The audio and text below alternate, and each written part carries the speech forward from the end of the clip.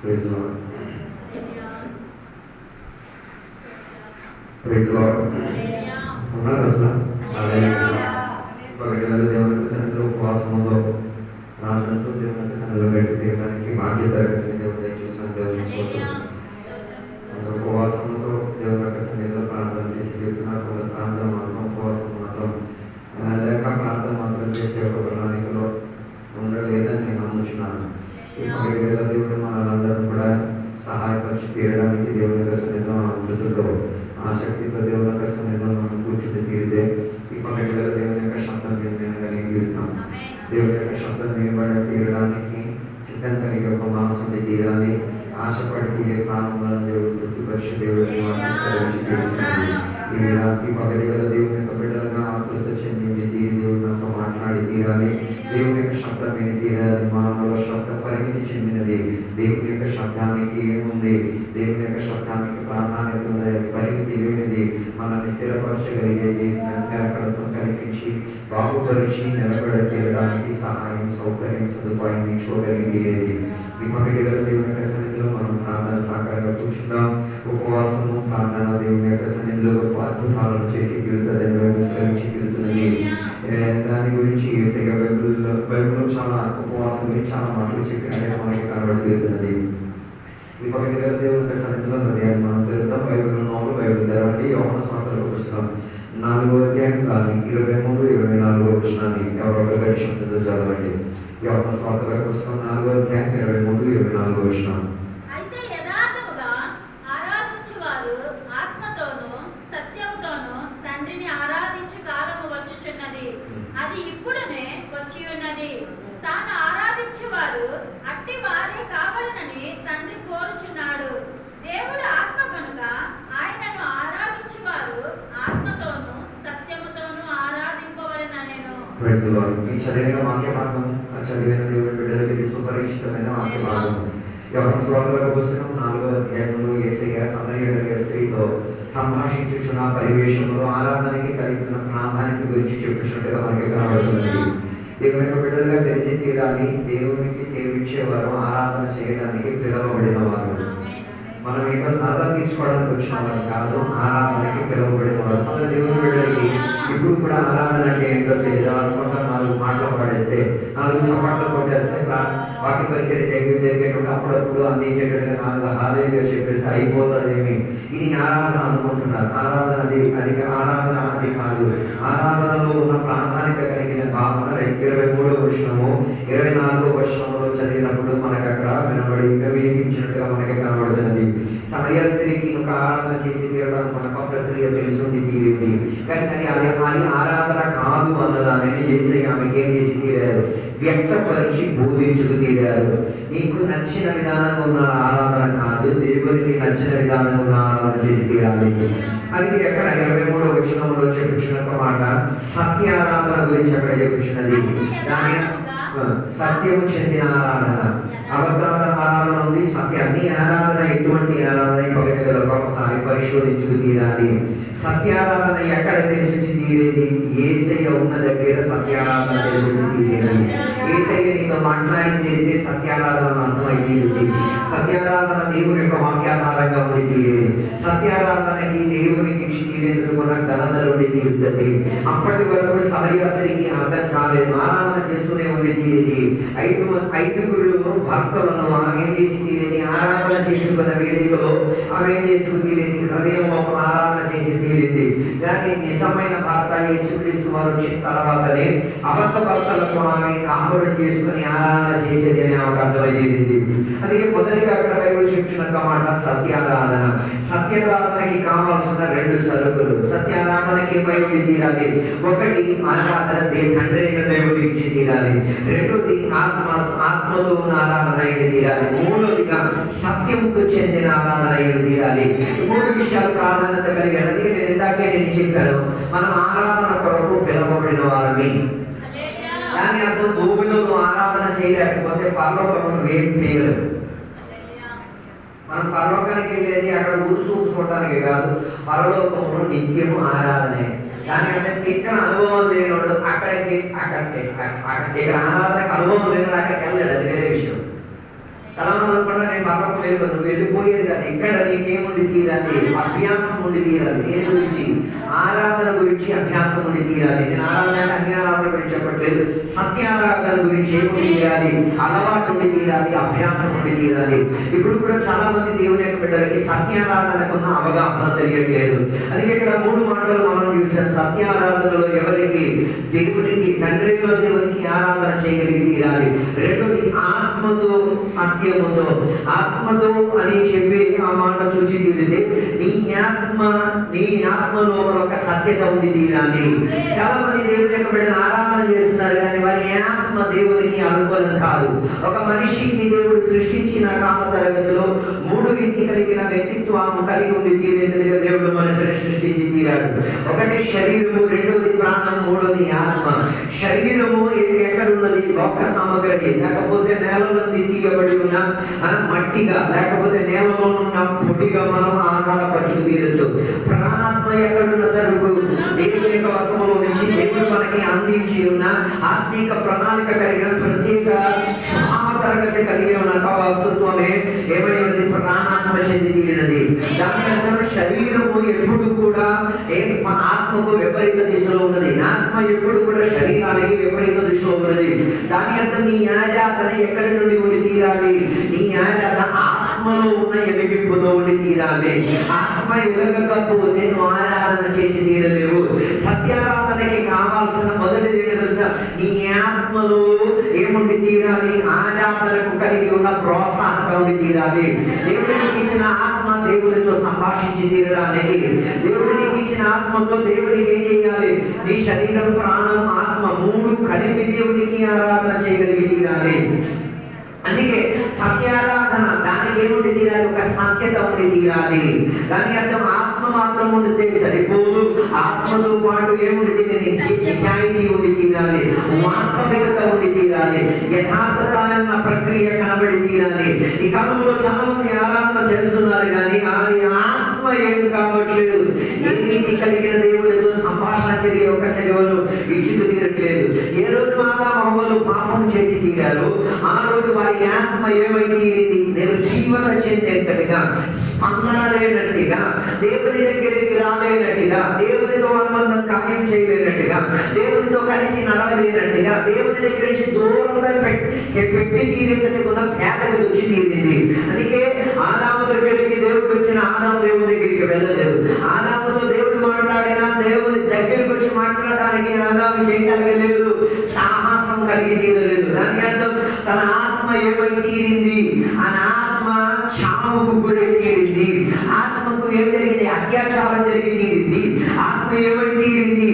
నిర్జీవత చెందే ఒక ప్రవణత తీరినది. కాబట్టి అందుకే ఈ కాలంలో కూడా చాలా మందికి ఆత్మ నిర్జీవమైపోయినది. కాబట్టి దేవుని శబ్దం వినాలనో, దేవునితో నడవాలనో, దేవుని దగ్గరికి రావాలన్న ఆతృత చాలా మందికి లేదు. లోకానికి ఎప్పుడు ఆహార విషయానికి ఎప్పుడు దగ్గరుండి, లేకపోతే లోక సౌకర్యాలకి ఎప్పుడు దగ్గరుండి తీరేటట్టుగా శరీరం ప్రోత్సహించి తీరుతున్నది. ఎప్పుడు ప్రస్తావించే మాట నీ ఆత్మ దేవునికి ఏమై ఉండి తీరాలి? దగ్గరగా ఉండి తీరే ప్రయోజనం. అందుకే ఈ కాలంలో చాలా మందికి దేవుని శబ్దం ఆలకించి తీరాలను, దేవునితో కలిసి నడవాలను, దేవుని యొక్క మాటకు విధాయత చెంది తీరాలన్నట్టుగా వారి ఆత్మ ఏం కావట్లేదు, స్పందన కలిగే పరివేశంలో ఉండి తీరట్లేదు. అందుకే ఈ పగటిలో తెలుసుకు తీరాలి. సత్యారాధన కలిగిన వారి ఆత్మ ఏమై ఉండి తీరాలి? దేవునితో కలిసి నడిచేది, దేవుని యొక్క శబ్దం విని తీరేది, దేవుని యొక్క ఆత్మకు ప్రేరేపణ కల్పించి తీరేది. దేవుని యొక్క ఆత్మ ద్వారా నడిపింపబడిన ఒక వ్యక్తి శారీరక కోరికల వైపు పరిగెట్టడు, శారీరక ఇష్టాలను నెరవేర్చదు. ఆయన ఉద్దేశం ఎప్పుడు ఆత్మీక విషయానికి గురి కలిగేటట్టు తీరుతుంది. రెండోది ఎక్కడ వచ్చిన మాట అందులో ఏముండి తీరాలి? సత్యత ఉండి తీరాలి. సత్యం ఎప్పుడు పోయింది? ఎప్పుడు పాపం లోకంలో ప్రభుత్వం పరిచి తీరిందో అప్పుడు సత్యం అన్న పరివేశం ఏమై తీరింది? అబద్ధముగా మారి తీరింది. అది ఈ పగటిలో దేవుని యొక్క బిడ్డలు తెలుసుకు తీరాలి. సత్యత కలిగి ఉన్న ఒక ఆరాధన దేవుడు కోరుతున్నట్టుగా బైబిల్ ప్రస్తావించి తీరుతున్నది. 2 మాటలు. ఒకటి ఈ లోపలున్న ఆత్మతోను, రెండోది ఆ లోపలున్న ఆత్మ దేవుని యొక్క వాక్యం అన్న సత్యతతో ఉండి తీరాలి. దానినే బైబిల్ ఆరాధన చేసే వేదికగా బైబిల్ చెప్పి తీరుతున్నది. ఆదికాండం 4వ అధ్యాయంలో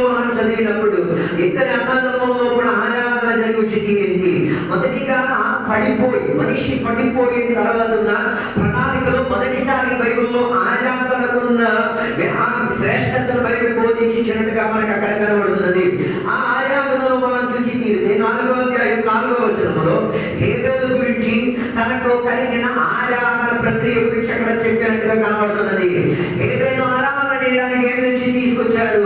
తన మంద లోపల ఉన్న తొలి చూపుదాన్ని ఏం చేస్తున్నాడు? దేవునికి అర్పించి తీరేటట్టుగా తీసుకొచ్చినట్టుగా. ఈ పగటివేళకు ఆరాధనకు వచ్చినట్టు ఏం తీసుకొచ్చావు? కొందరు ఆరాధనకు వచ్చినట్టు బైబిల్ కూడా తీసుకున్నారు. కొందరికి ఆరాధనకు బైబిల్ తీసుకొచ్చే విషయం కాదు, అది రెండో విషయం. బైబిల్ తీసుకొస్తే మంచిది, దానికన్నా విలువైన రెండో తెలుసా? నువ్వు ఆరాధనకి తెచ్చినప్పుడు శ్రేష్టయుక్తమైనది, విలువయుక్తమైనది ఏం చేసుకుని తీరాలి? దేవుని దగ్గరికి తీసుకొచ్చి తీరాలి. పాత నిబంధన ప్రణాళికలో వారి ఆరాధనకు వచ్చినప్పుడు వారు ఏం చేసుకోవాలి? బలిష్టమైన ఏదైనా పశువును ఏం చేసుకుని తీరాలి? దేవుని దగ్గరికి తీసుకొచ్చి తీరాలి. బలం చెందేది, ఆరోగ్యం చెందేది, లేకపోతే దానిని దేవునికి అర్పించి తీరుచున్నామన్న పరిజ్ఞానత చెందేటట్టుగా దేవుని దగ్గరికి తీసుకొచ్చి తీరాలి. దాని అర్థం వారు హేబేలు దేవుని యొక్క ధర్మశాస్త్రం అనుసరించి తన మందలోపలన్నిటికన్నా శ్రేష్టయుక్తమైనది, బలిష్టమైనది, ఏమైనది దేవునికి అర్పించగలిగి తీరేటట్టుగా శ్రేష్టత దానిని ఎంచుకున్నాడు. దాని అర్థం సత్యారాధనలో సెలక్షన్ ఉంది. సత్యారాధనలో ఏం చేయాలి? కొన్ని తీసుకురావాలి, కొన్ని తీసుకురాకూడదని ఆలోచన తీరాలి. అందరం కూడా ఎలా పడితే అలా దేవుని దగ్గరికి వచ్చి, ఎలా పడితే అలాగా బైబిల్ చెప్పుకున్న దేవుని దగ్గరికి అలా లేవు. బైబిల్ చెప్పుకున్న వాక్యాధారం చెప్పిన ఆరాధనకు వచ్చినప్పుడు ఏముండి తీరాలి? ఒక సెపరేషన్, ఒక ఏర్పాటు నీలో ఉండి తీరాలి, ఒక ప్రత్యేకత నీవు కనిపించేటట్టు ఉండి తీరాలి. అందుకే హేబేలు ఆరాధనకు వచ్చినప్పుడు ప్రత్యేకత చెందిన వస్తువు యాగార్పణగా తెచ్చుకున్నాడు, తెచ్చిన తర్వాత దానిని దేవునికి అర్పణగా ఆరాధనకు అప్పగించి తీరాడు. దాని వలన దేవుడు ఏం చేశారు? హేబేలును తన అర్పణను దేవుడు అంగీకరించి తీరాడు. రెండు మాటలు నేను చెప్పాను. ఒకటి ఆత్మతో దేవునికి ఆరాధన చేయాలి, రెండోది సత్యముతో. హేబేలుకి ఆత్మ ఉంది అని చెప్పడానికి ఒక ప్రాణాన్ని కలిగిన మాట ఏంటిది? ఆయనకు అర్థమైంది దేవునికి ఇచ్చిన దాంట్లో దేవుడు మొదటిగా అంగీకరించేది ఇచ్చిన మనిషిని. అందుకే దేవుడు మొదటి హేబేలు మీద లక్ష్య పెట్టాడు. హేబేలు మీద లక్ష్య పెట్టి తీరడానికి కారణం ఏంటి? హేబేలు తనకు నచ్చినట్టుగా దేవుని యొక్క వాక్యాన్ని నచ్చినట్టుగా తెలుసుకున్నాడు. దేవుని యొక్క వాక్యం ఏం చెప్పిందో దానిని ఆయన అనుసరించి తీరాడు. దాని యొక్క గొప్ప మాట ఏంటంటే దేవుడు ఎప్పుడు కూడా ఆదాముకు కానీ, హవ్వకు కానీ, హేబేలుకి కానీ, కాయిని కానీ పశువు తెమ్మని చెప్పలేదు. పశువు తెచ్చుకొని రమ్మని దేవుడు ఎప్పుడు ఎవరికి చెప్పలేదు. ఎలా ఈయనకి అర్థమైంది? ఈయనకి అర్థమైంది మా నాన్న పాపం చేసిన ప్రణాళికలో ఆయనను కడిగి తీరడానికి, ఆయనని బాగుపరిచి తీరడానికి, ఆయన నిర్దోషిగా దేవుని యొక్క దృష్టిలో ఎంచబడి తీరడానికి దేవుడు ఒక పశువుని వధించుకొని వారి మీద రక్తాన్ని అంటించుకు తీరేటట్టుగా ఒక వస్త్రం ధరింపించుకోగలిగి తీరేదంటే ఆయన అనుకున్నాడు వాస్తవమే ఈ దేవుడు రక్త ప్రోక్షణ ద్వారా దేవుడు పాప పరిహారం ఇచ్చేవాడు అన్నది ఆయనకు అర్థమైంది. అదే బైబిల్ ప్రస్తావించేది రక్త ప్రోక్షణ మూలంగానే మనకేం కలిగి తీరేది? పాపముల నుంచి పరిహారంగా జరిగి తీరేది. రక్త ప్రోక్షింపబడలేకపోతే నీకేం దొరికి తీరదు, రక్షణకున్న ప్రణాళిక దొరికి తీరదు. అందుకే హేబేలుకు అర్థమైంది దాని అర్థం హేబేలులో కూడా పాపం ఉంది. ఎందుకు? నాన్న రక్తమే ఆడిలో ప్రవహించేది కాబట్టి హేబేలులో కూడా ఏముంది? పాపం ఉంది. హేబేలు నీతిమంతుడే కాదు, హేబేలులో కూడా పాప స్వభావం ఉంది. పాపపు శక్తి ఆయన మీద కూడా ప్రభుత్వం చేసి తీరుతున్నది. అయినా కూడా ఆయన ఏం చేస్తున్నారు? పాప ప్రాయశ్చిత్త పరిహార యజ్ఞముగా దేవునికి బలి అర్పించే సాదృశ్య సౌలభ్యంలో ఆయన ఏం చేస్తున్నాడు? సత్యముతో దేవుని యొక్క వాక్యం చెప్పుచున్న సత్యతను ఎంచుకు తీరి ముందు తాను తెచ్చుకు తీరాడు. తర్వాతే తన బలి సామగ్రిని తెచ్చుకున్నట్టుగా బైబిల్ ప్రస్తావించి తీరింది. ముందు బలి తెచ్చుకోవడం కాదు, ముందు నిన్ను నీవు సిద్ధపరచుకు తీరు, ముందు నిన్ను నీవు బాగుపరచుకు తీరు, తర్వాతే బలి అర్పణ తెచ్చుకు తీరేటట్టుగా దేవుని యొక్క వాక్యం సెలవించి తీరేది. దాని అర్థం దేవుడు లక్ష్యం పెట్టినప్పుడు మొదటి బలి వస్తువు మీద కాదు లక్ష్యం పెట్టింది. దేవుడు లక్ష్యం పెట్టింది మొదటి ఎవరి మీద? దేవుడు లక్ష్యం పెట్టి తీరాడు.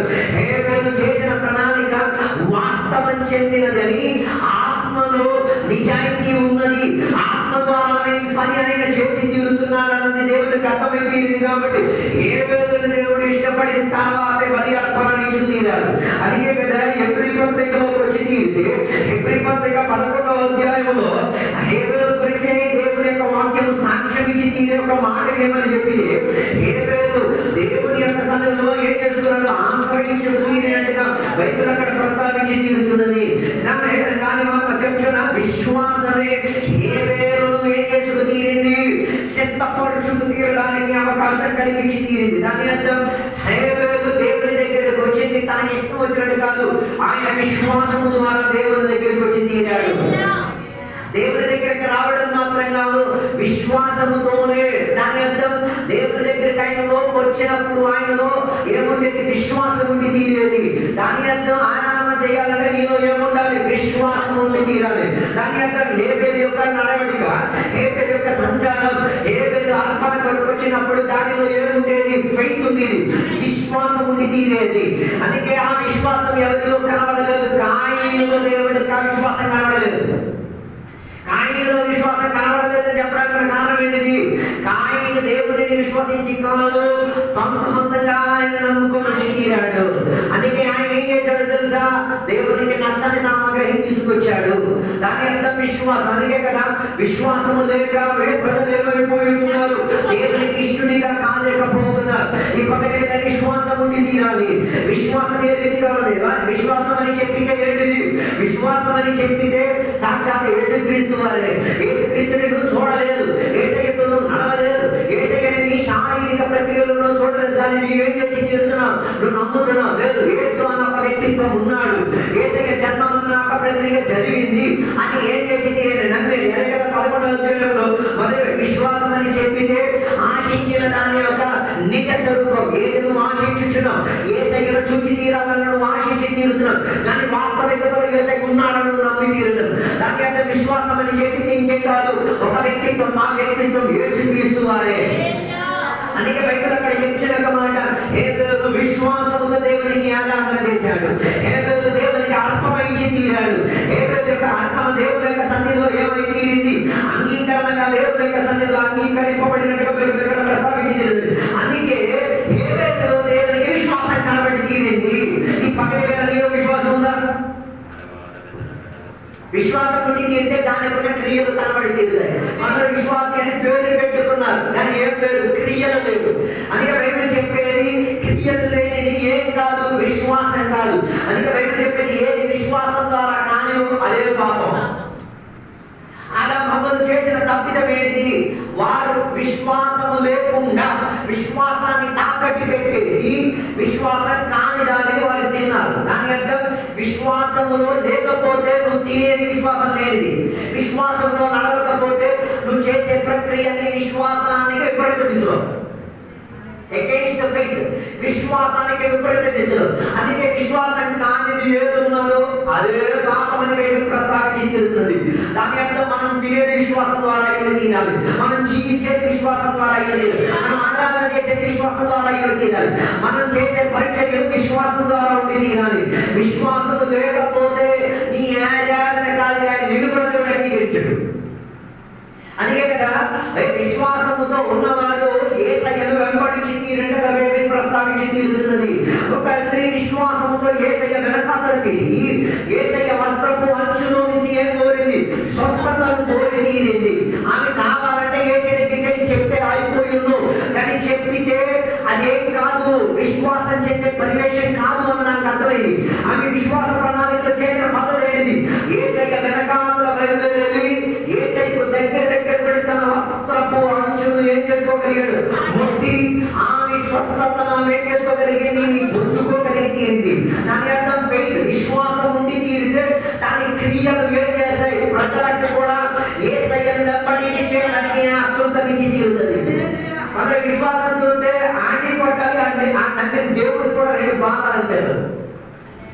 అన్ని కొట్టాలి వాటి దేవుడిని కూడా ఏం చేయాలి, ఏం చేయాలి, రెండు చెంపలతో కొట్టాలి. కారణం ఆయనలో విశ్వాసం లేదు, విశ్వాసం చూపించిన దేవుని స్వభావం కూడా ఆయనలో లేదు. అందుకే నేను చెప్పి రావడానికి వచ్చే మాట, సత్యారాధన చేసిన వారు దేనికి ప్రాధాన్యత ఇచ్చి తీరుతారు, విశ్వాసానికి ప్రాధాన్యత ఇచ్చి తీరుతారు. వారి విశ్వాసం చేయాలి. చాలా మంది అనుకున్నారు యేసయ్య దేవుడు అని చెప్పేస్తే అయిపోయింది అనుకుంటారు. యేసయ్య దేవుడు అని చెప్పేస్తే అయిపోయింది అన్నది కాదు. యేసయ్య దేవుడు అని చెప్పితే ఏం చేస్తుందా, నీకు నీ ప్రాణాన్ని కూడా ఏం చేసుకోగలిగి తీరాలి అవిశ్వాసం కోసం. అందుకే కదా చాలా మందికి తెలుసు యేసయ్య మరణించిన గడువులో ఏం చేశారు, ఇరు దొంగలు ఇరు పక్కల ఏమై తీరారు, సిలువ వేయబడి తీరారు. ఇద్దరు అవిశ్వాసంతో మాట్లాడారు. కానీ అవిశ్వాసంతో మాట్లాడిన మాటల మధ్యలో విశ్వాసం మెల్లిమెల్లిగా ఎవరిలోకి వచ్చింది, ఒక దొంగ లోపల విశ్వాసం మెల్లిమెల్లిగా రావడానికి ప్రారంభించి తీరింది. ఆయన అర్థం చేసుకోగలిగి తీరాడు. ఇంకా మా ఇద్దరి మధ్య మరణించిన ఈ యేసు క్రీస్తు అని చెప్పినాడు, ఈయన మామూలు కాదు, ఈయనని నమ్మి తీరితే ఈయన ఒక రాజ్యం ఉంది, ఈయనని నమ్మి తీరితే ఈయన మూలంగా నా పాపములు కడగబట్టి తీరుతాయి, నా జీవిత స్థితిగతులు శుద్ధీకరణ కలిగొచ్చి తీరుతాయని ఆయనకేమైతే ఈయనని మెల్లిమెల్లిగా అర్థం అవడం ప్రారంభించి తీరింది.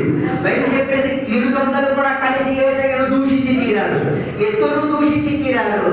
దాని అర్థం ఇద్దరు దూషించిన తర్వాత ఒకడు దూషించేది ఆపేశాడు. ఎందుకు ఆపేశాడు? ఆయనకు అర్థమైంది యేసయ్యలో ఏముంది, ఈయన రక్షకుడు అన్నది ఆయనకు అర్థమైంది.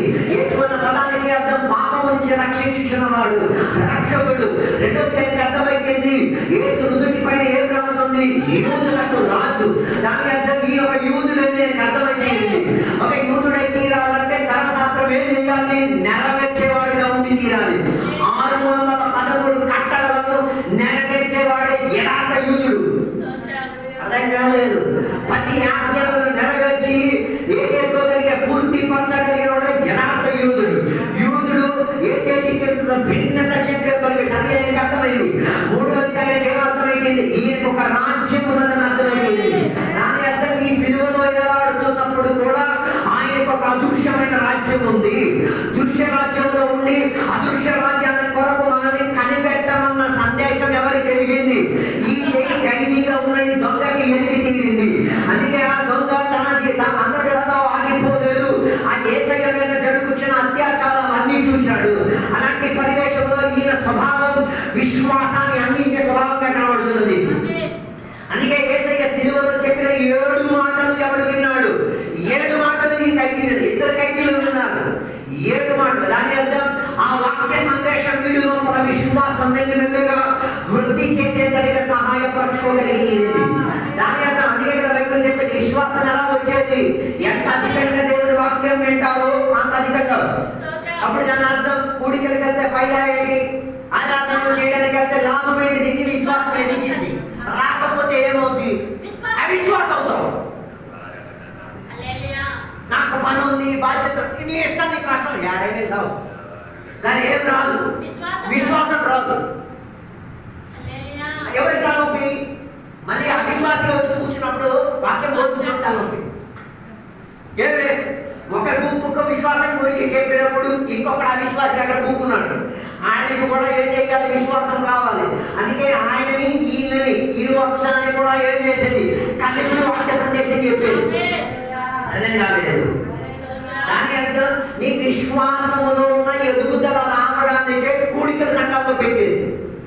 మనం అనుకున్న పాటగారి పని పాటలు లేకపోతే ఏదో సరదాగా చేస్తారా కాదు, నీ విశ్వాసములో ఏం రావడానికి, వృద్ధి రావడానికి. దానికి ఏం వినాలి, దేవుడి యొక్క వాక్యం. నీ స్థానిక సంఘ కాపరి వాక్యం వినకుండా ఊరిలో ఉన్న అందరి వాక్యాలు వినేసేస్తే విశ్వాసం వస్తుందా లేదా, నువ్వే నీ మనసాక్షితో వివేచించు. నీకు ఇంటికట్ నీ నాయన ఉన్నాడు, నీ నాయన మాట వినకుండా ఊరిలో ఉన్న అందరికీ నాయన నాయన నాయన నాయన, మరి ఆయన మేత పెడతారా, ఆయన రాసిస్తారా, నువ్వే వివేచించుకో, ఆలోచించుకో. నువ్వే ఆలోచించుకో. నాకు తక్కువ ఊళ్ళో చెప్తారు కదా, ఏంటి నా గోల్డ్ నాన్న, ఇంటికడ ఉన్న అసలు నాకేం పట్టింపు లేదు. దాని అర్థం ఎక్కడ నీవు కుటుంబముగా దేవుడు నిన్ను నాటారు, అక్కడ నీవు విశ్వాసంలో ఎదగాలి. అది ఈ కాలంలో కొన్ని విశ్వాసం గుమ్మడికాయలు తయారయ్యారు. ఎక్కడ నాటుతారో మనం ఎక్కడ ఎత్తారో ఇంకెక్కడో వెళ్తారు. అందుకే గుమ్మడికాయని ఇంట్లో నాటించేసాడు, ఏం చేస్తారో తెలుసా, దానికి ముళ్ళు కంపం లోపల ఒదిగించేసి ఇంట్లో దింపేస్తారు. అందుకే బైబిల్లో ద్రాక్షావల్లి గురించి మస్తుగా చెప్తున్నది. ద్రాక్షావల్లి ఉన్న ఒక ప్రత్యేకత తెలుసా, దానికి సపోర్ట్ ఇచ్చి పందిరిగా మార్చుకోవాలి. పందిరిగా మార్చుకోవడం ఇది ఒదుకుంటుంది, లేకపోతే ఏం చేస్తారు తెలుసా, సాగ వెళ్ళిపోతాం. అలా కాదు, విశ్వాసంలో ఉన్న ఎదుగుదల నీ ఇంటికాడ నీకు ఉండి తీరాలి. అందుకని చెప్పొచ్చామంట ఫెయిత్, విశ్వాసం. అది ఎక్కడ నీకు దేవుడు ఎక్కడ నాటాడు అక్కడ. అప్పుడు సత్యారాధనకి ఏముండి తీరాలి? విశ్వాసం ఉండి తీరాలి. అందుకే యేసయ్య చెప్పిన ఒక మాట ఉంది, నేనే సత్యం, నేనే జీవం, నేనే మార్గం. దాని అర్థం విశ్వాసం యేసయ్య అయి తీరితే ఆయన సత్యం, ఆయన యొక్క జీవం, ఆయన మార్గం చూసిన దేవుడు. అది నీ పగటిలో దేవుడు చేసుకోవాల్సిన ప్రక్రియ. నీ విశ్వాసంలో ఎదుగుదల దేవుడు కోరి జరుగుతున్నాడు. దాన్ని అనుసరించి ఆయన ఏం చేశాడు? దేవుడికి ఆరాధన చేసి తీరాడు. అలాగా దేవుని దృష్టిలో ఆయనని దేవుడు నీతిమంతుడిగా ఎంచుకు తీరాడు. ఎలా ఒక నీతిమంతుడై తీరేది? విశ్వాసము ద్వారానే మనం నీతిమంతులు అవ్వగలిగి తీరేది. మరో పక్క కాయను కూడా దేవుడికి ఆరాధన చేసి తీరాడు. విశ్వాసము లేదు, దేవుడు ఆయన అంగీకరించలేదు, ఆయనని దేవుడు నీతిమంతుడు కూడా డిక్లేర్ చేయలేదు. అప్పుడు ఆ నీతిమంతుడు ఎవడు కాలేకపోయాడు. వాడు నీతిమంతుడి మీద ఏం చేసుకున్నాడు? యాగం అర్పించి తీరినట్టుగా హతం చేసి తీరాడు. దాని అర్థం నీతిమంతులు, విశ్వాసం చెందిన వారు సత్యారాధనని ఎప్పుడు కూడా చంపే ప్రయత్నం మన మధ్యలో ఉన్నారు. బయటికి ఏమీ లెక్కలేదు. ఒకే ఇంట్లోనే ఆయన చంపేవాడు ఉన్నాడు. దాని అర్థం ఒకే ఇంట్లో ఆత్మీకుడు ఉన్నాడు, అనాత్మీకుడు ఉన్నాడు. మరి నువ్వు ఆత్మీకుడుగా అనాత్మీకుడు నువ్వే వివేచించుకో. అందుకే ఇరువురి మధ్య ఏమై తీరింది? వారి మధ్య ఒక భేదగత వచ్చి తీరింది. ఏం చేశాడు? కాయను హేబేలును ఏం చేసి తీరాడు? చంపేసి తీరాడు. విశ్వాసం చచ్చిపోయింది అనుకున్నాడు, నీతిమంతుడు చచ్చిపోయాడు అనుకున్నాడు, ఆరాధన చచ్చింది అనుకున్నాడు. ఆయనకు అర్థం కాదు, ఇది కాదురా ఆయన ఆరాధన. అందుకే ఎబ్రీ పత్రిక, రోమా పత్రిక 12వ అధ్యాయంలో మనం చదవగలిగింది. అక్కడ బైబిల్ చెప్పిన ఒక మాట, యాగార్పణ చేసే ఆరాధన గురించి బైబిల్ అక్కడ చెప్పి తీరుతున్నది.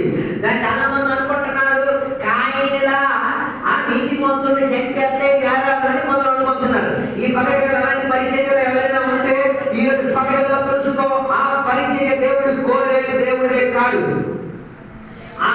ఎవరిని అందుకే కదా బైబిల్లో మా మతాయి సోదరుల పుస్తకంలో హత్య గురించి బైబిల్ చెప్పేది. నరహత్య చేయమాకుడి. ఎలా నరహత్య చేయకూడదు? చూపుతో చేయకూడదు, మాటలతో చేయకూడదు, నడవడికతో చేయకూడదు, చిత్తాయాలతో చేయకూడదు, సలహా ఇచ్చి చేసుకోకూడదు. అందుకే కదా యేసయ్య చెప్పిన ఒక మాట, ఒకడిని హత్య చెయ్యకూడదు.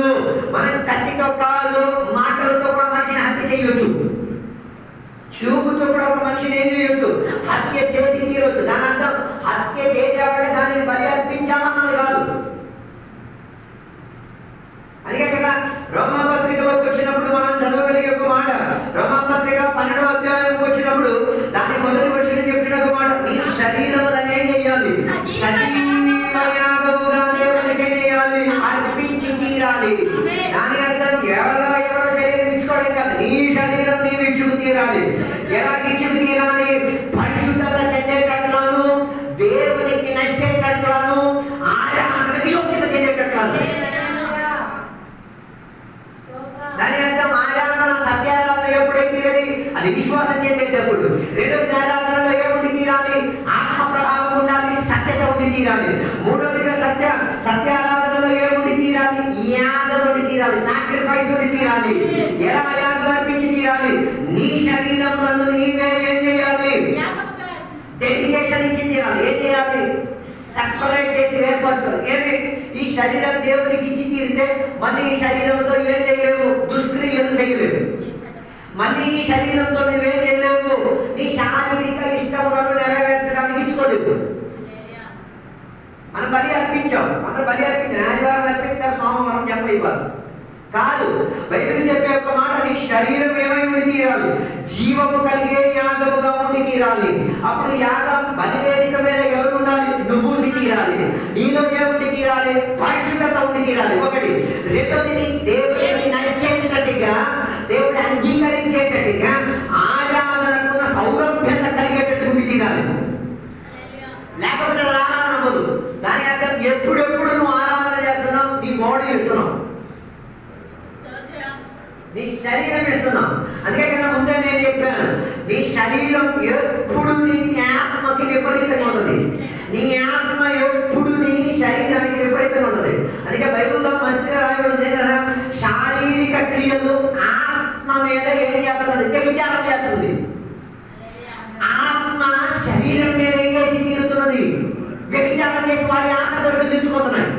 అప్పుడు నువ్వు శరీరాశలతో ఉన్నావా, ఆత్మ కలిగేటట్టుకున్నావు? ఒకసారి వివేచించు.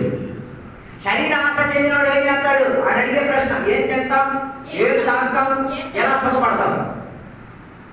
ఏం తింటాం, ఏం తాగుతాం, ఎలా సుఖపడతాం? అందుకే కదా యేసయ్య చెప్పాడు, నీ రేపు చేయకూడదు, రేపటి గురించి విచారణ చేయకూడదు, ఇప్పుడున్న విషయం గురించి విచారణ చేస్తుంది. రేపేమి సంభవించును అది ఎవరి విషయం? అది దేవుని యొక్క విషయం. నీవేం చేస్తూ తీరాలి? ఇప్పుడున్న వాస్తవికత గురించి ఆలోచన కలిగేటటువంటి తీరాలి. అందుకే కొందరు మీరు చూడండి, ఆరాధన చేయడానికి వస్తారు, ఆరాధన పడుతుంటారు. నువ్వు దేనికోసం వచ్చావు? లేదు, నీ శరీరం సుఖపట్టడానికి వచ్చావు. ఎందుకు? చర్చి కనపడుకుంటున్నావు కాబట్టి. మరి నీ చర్చి దగ్గర నిద్ర వస్తుందని దాని అర్థం ఏంటి? ఆత్మ కాదు నీలో ప్రభుత్వం చేసేది, శరీరంలో ప్రభుత్వం చేయాలి. కొందరు ఆత్మ ప్రభుత్వం చేయట్లేదు, శరీరం ప్రభుత్వం చేయాలని నిద్ర అవుతుంది. అది కుర్చీ కావాలి, సౌకర్యాలు కావాలి, అన్ని సదుపాయాలు కావాలి. బాబు ఇవన్నీ నీ శరీరానికి సుఖం ఇచ్చేది. దాని మూలంగా దేవుని మీద అత్యాచారం జరుగుతున్నది, నీ ఆత్మ మీద అత్యాచారం జరుగుతున్నది. దాని యొక్క శరీరం ఏం చేసి తీరుతుంది? నీ ఆత్మ మీద దాడి చేసి తీరుతున్నది. అందుకే బైబిల్ చెప్పినమాట, నీ శరీరంలోనే నేనేం చేసుకోవాలి? యాగం. దాని అర్థం మరి నీ శరీరం మీద శారీరక కోరికలు రాకుండా దానిని దేవుని మీద బలివేదిక మీద పడుకోబెట్టేసి, దేవా నేను నీ పని చెయ్యకుండా ఉండేటట్టుగా క్రమదైతే యథార్థ యాగర్పణ చేసిన ఆరాధకులు ఏం చెప్తారో తెలుసా? దేవా నేను తగ్గాలి, నువ్వు పెరగాలి. నేను తగ్గాలని చెప్తే నేనేమై తీరాలి? ఏమి చెయ్యకుండా ఉండి తీరేటట్టుకున్న బలైలు నాకు ఇచ్చి తీరు. 90% మంది దేవుడు పెడతారు. ఆ యాగం కూడా సొంత శక్తితోనే, సొంత శరీరంతో చేస్తున్నాను. సొంత శక్తితో సపోర్ట్ కొట్టి నీ సొంత శక్తితోనే ఆరాధన చేసేది, నీ సొంత శక్తితోనే. బాబు అది నీ శరీరం అది నీకు సహాయం చేస్తున్నది. నీ శరీరానికి నీ వేరు చేసుకు తీరాలి. ఆత్మ స్పందనకి అప్పగించుకోగలిగి తీరితే ఆత్మ నీ మీద ప్రభుత్వం చేసుకుంటుంది. అందుకే మొదటికి ఇప్పుడు కూడా తెలియదు శరీరాన్ని ఎలాగా ఆత్మకి ఆధారం ఇచ్చి తీరేటట్టుగా ఏం చేసి తీరాలి? సమర్పించి తీరాలి. దానికి మంచి ఉదాహరణ ఎక్కడ? యోహాను సువార్త పుస్తకం 12వ అధ్యాయంలో మనం చదివినప్పుడు బెతనీలో ఒక సహోదరి వచ్చి ఏం చేసి తీరింది? విలువైన అత్తరును ఏం చేసింది? పగలగొట్టి తీరింది. దాని అర్థం యాగం అర్పించి తీరాలంటే నీ ఖరీదైనది దేవుడికి ఇవ్వాలి. నీ ఖరీదైనది ఏం చేసి తీరాలి? వాట్ ఎవర్ ఇస్ వాల్యుబుల్ ఇచ్చేసామనుకో, ఇంకా నీలో ఖరీదైనది ఏమీ లేదు. ఆమె చేతిలో ఖరీదైనది ఏంటి? ఆమె చేతిలో ఖరీదైనది 1 సంవత్సరానికి ఉన్న సంపాదన. అది అమ్మితే ఆమెకేం దొరికింది? బోల్డ్ డబ్బు దొరికింది. అది పోసేసి వెళ్ళేటప్పుడు కూడా ఆమెకి ఏం అనిపించలేదు.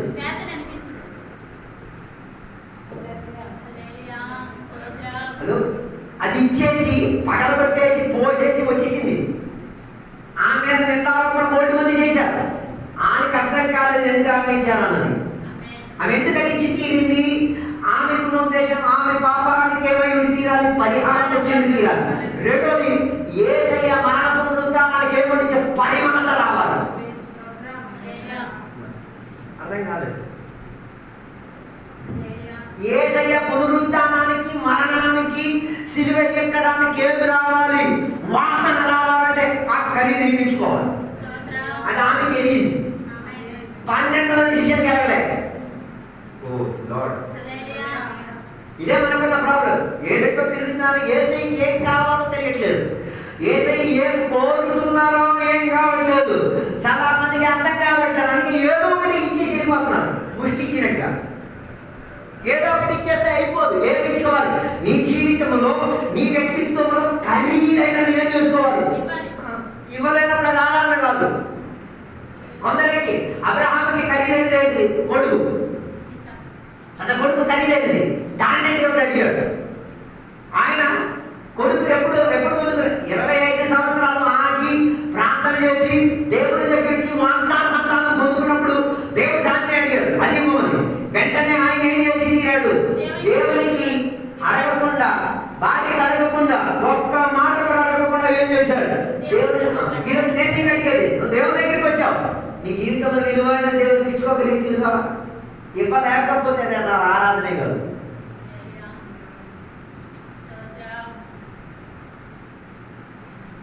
కాబట్టి నీ విలువైనది నీవేం చేసుకు తీరాలి, ఇచ్చుకోవాలి. ఈ పగడాలన్నీ నీకు అడుగు, నీ మనసాక్షికి నువ్వు అడుగు.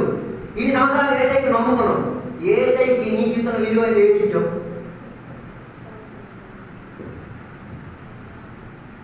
ఏమి ఇవ్వలేదంటే దొంగలం అది. ఉత్తిన దేవునికి ఆరాధన చేసేది, దేవుని దోచుకోవడానికి ఆరాధన చేసేది, ఉత్తిన దేవునికి ఆరాధన చేసేది. అందుకే నేను చదివి వచ్చిన మాటలు నేను చెప్పాను, ఏంటిది యాగర్పణ చెందేది. అందుకే యాగం అర్పించి తీరాలి, దేవుడికి తీరాలి. నీ సొంత శరీరం దేవుడికి అప్పగించుకోగలిగి తీరాలి. ఈ పగటిలో దేవుని యొక్క బిడ్డలు విచారణ చేసుకోవాలి. ఆ స్త్రీ ఏం చేసి తీరింది? ఆమె జీవితంలో విలువ కలిగే దానిని దేవుని చేతికి ఏం చేసి తీరింది? పరిమళత చెందే విధానంగా అప్పగించుకు తీరింది. ఆ అప్పగించిన దానికి బైబిల్ చెప్తున్న మాట, ఆమె అతి ఖరీదైన దానిని దేవుని యొక్క పరిచర్య నిమిత్తం ఆమె చేసింది, అప్పగించినట్టుగా బైబిల్. కానీ ఆమె మీద నిరారోపణ చేసి తీరుతున్నది. ఎందుకు వేస్ట్? ఈ వేస్ట్ ఇలా పోయేసిన అవసరం ఏం లేదు అని చెప్పినప్పుడు ఏం చెప్పారో తెలుసా? మీ మధ్య దళితులు ఉంటారు కానీ నేను నీ దగ్గర ఉంటానో లేదో అన్నది ఇంకా తెలియదు. కానీ ఆమె కథ ఏమైంది? అర్థమైంది. ఈ పక్కన నేను చెప్పడానికి వచ్చే ఒక మాట, ఆరాధన ఆరాధనగా మారాలంటే ఏం చేయాలి? నీకు విలువైనది నువ్వు ఇచ్చుకు తీరాలి. ఆమె అర్థం ఇచ్చింది, నువ్వు అర్థం ఇచ్చుకోవక్కర్లేదు. నువ్వు ఆయన ఇచ్చుకోక నీ శరీరం నువ్వు ఇచ్చుకుంటే చాలు. నీ శారీరక క్రియలు ఇచ్చుకోగలిగితే చాలు. నీ శరీరానికి ఆత్మకు అప్పగించుకోగలిగితే చాలు. దానికన్నా పరిమళత చెందేది ఇంకొకటి లేదు. అని అంటే సత్యారాధనకి ఏమి ఇచ్చుకోవాలి? ఖరీదు ఇచ్చుకోవాలి, విలువ ఇచ్చుకోవాలి, వెల ఇచ్చుకు తీరాలి. అందుకే బైబిల్ చెప్పిన మాట, దేవునికి అర్పించేటప్పుడు ఏం చేయాలి? విలువైనది. ఎందుకు చర్చి కడతాం? బైబిల్ చెప్తున్నది చర్చి మామే. మరి చర్చి ఎందుకు కడతాం? హలో, చర్చి మనం కదా. మనమైనప్పుడు ఎందుకు ఇంకొక చర్చి కట్టడం? ఒక ఇల్లు ఎందుకు కట్టుకోవడం? ఆ కట్టుకునే వలన ఏమైనా తీరేది? నువ్వు సత్యాగా కూడా వేరే వాడికి అవకాశం ఉంటుంది. నాయన ఇక్కడ మేము ఆరాధన చేయడానికి స్థలంగా ఏర్పాటు చేసి నీకు నచ్చితే వచ్చి చూసుకోండి. చాలా మంది అనుకుని ఎక్కడ ఆరాధన అవుతుంది, ఇంకెక్కడ ఆరాధన చేసేది మనలోనే. మనమే ఆరాధన, మనమే సంఘం, మనమే చర్చి. ఇది చర్చి కాదు, ఇది మనుషులు వచ్చి నివసించి తీరడానికి, అందరికీ ఒకే చోట్ల ఒక సమయంలో కలిసి వచ్చి తీరడానికి. మరణం అయిపోతే మనం వెళ్ళిపోతాం, మిగతా వాళ్ళు చేయొచ్చు. అక్కడ ఆరాధన చేసి తీరే వేదిక కలిగించవచ్చు. దాని అర్థం చర్చ కావాలి. ఏం చెప్తుందో ఫలానోడికి ఏముంది, ఫలానోడు ఖరీదించాడు కాబట్టి ఇంకా నేనేం చేయగలుగుతున్నాను? సుఖంగా కృప వెంబడి కృప ఆస్వాదించుకొని దేవుడికి చేయించుకోగలిగింది. అందుకే కట్టించిన వాడికి దీని మీద ఏం లేదు, అభిమానం ఏం లేదు. ఇవన్నీ నేనేం చేయాలి? విడిచిపెట్టి తీరాలి. దాని అంటే కట్టించడం వలన ఆయన ఏమి ఇచ్చాడు? ఖరీదించాడు, వెల ఇచ్చాడు. వెల ఇచ్చిన తర్వాతనే ఎక్కడ కొందరికి ఏమైంది తీరింది? ఆ విలువ మూలంగా ఎక్కడికి తిరిగి ఆరాధన చేయడానికి కూడా ప్రోత్సాహిత కలిగి తీరింది.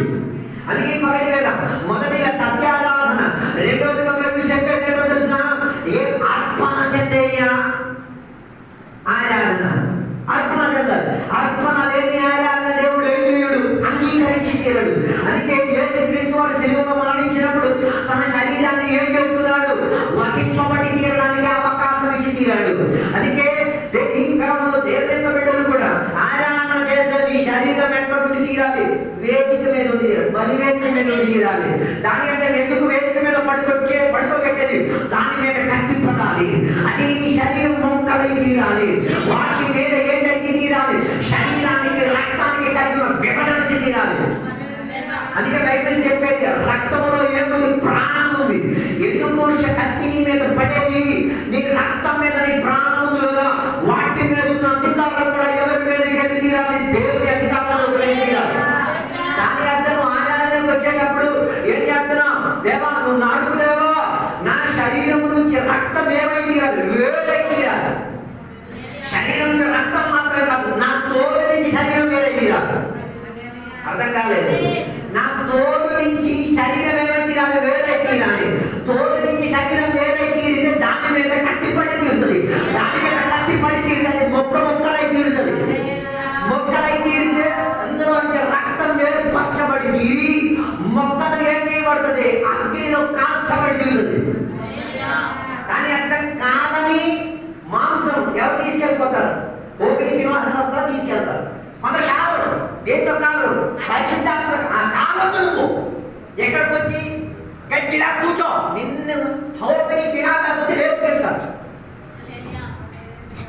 కాలేదు.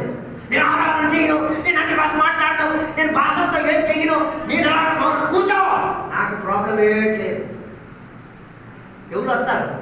హోపిని పినాహాస్ వస్తారు, మనుషులు పనిచేస్తారు. ఆ మనుషులు మొక్క అది కాలట్లేదు, పూర్తి కాలలేదు. అదే తీసుకొచ్చి ఏం చేస్తాడు? తింటాడు. అందుకే కొన్ని ఇళ్లలో సాతాను ఏం చేసి తినేది తినేస్తున్నది తెలియట్లే. తినేసిన మాత్రం సౌకర్యమే. తిని మాకేం బాధలేదు, పర్వాలేదు, బాధ ఒక రోజు తెలిసి తీరుతుంది. నేను చెప్పొచ్చే మాట, బలివేదిక మీద ఎక్కిన మాంసం ఏమై తీరాలి? కాల్చి బూడిదైపోవాలి. అర్థం కాలేదు. కానీ ఏమైపోవాలి? బూడిదైపోయి కింద పడాలి. కింద పడితే మాత్రం సరిపోదు, అది శుద్ధీకరణ కొరకు ఏమైపడి తీరాలి? వాడబడి తీరాలి. దాని యొక్క నీ శరీరమా యాగముగా అర్పించబడే దేనికి? దాని వలన దేవునికి పరిమళ వాసన వచ్చి తీరుతుంది. రెండోదిగా ఏమొచ్చి తీరుతుంది?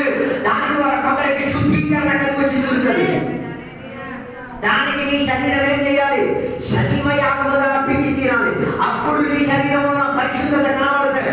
అప్పుడు నీవు వాస్తవికత చెందిన వాళ్ళని అక్కడ ఉన్న ఆరాధన దేవునికి ఏమైంది?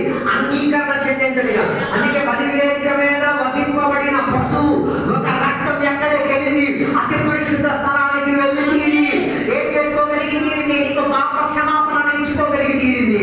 నీ ఆరాధన దేవుని దగ్గర అంగీకరణ చెందింది. అందుకే కదా ఆ భక్తి పరిశుద్ధ స్థలములు రక్తం పడిన తర్వాత దేవుని యొక్క మహిమ ఏమై తీరేది? దిగి వచ్చి తీరేది.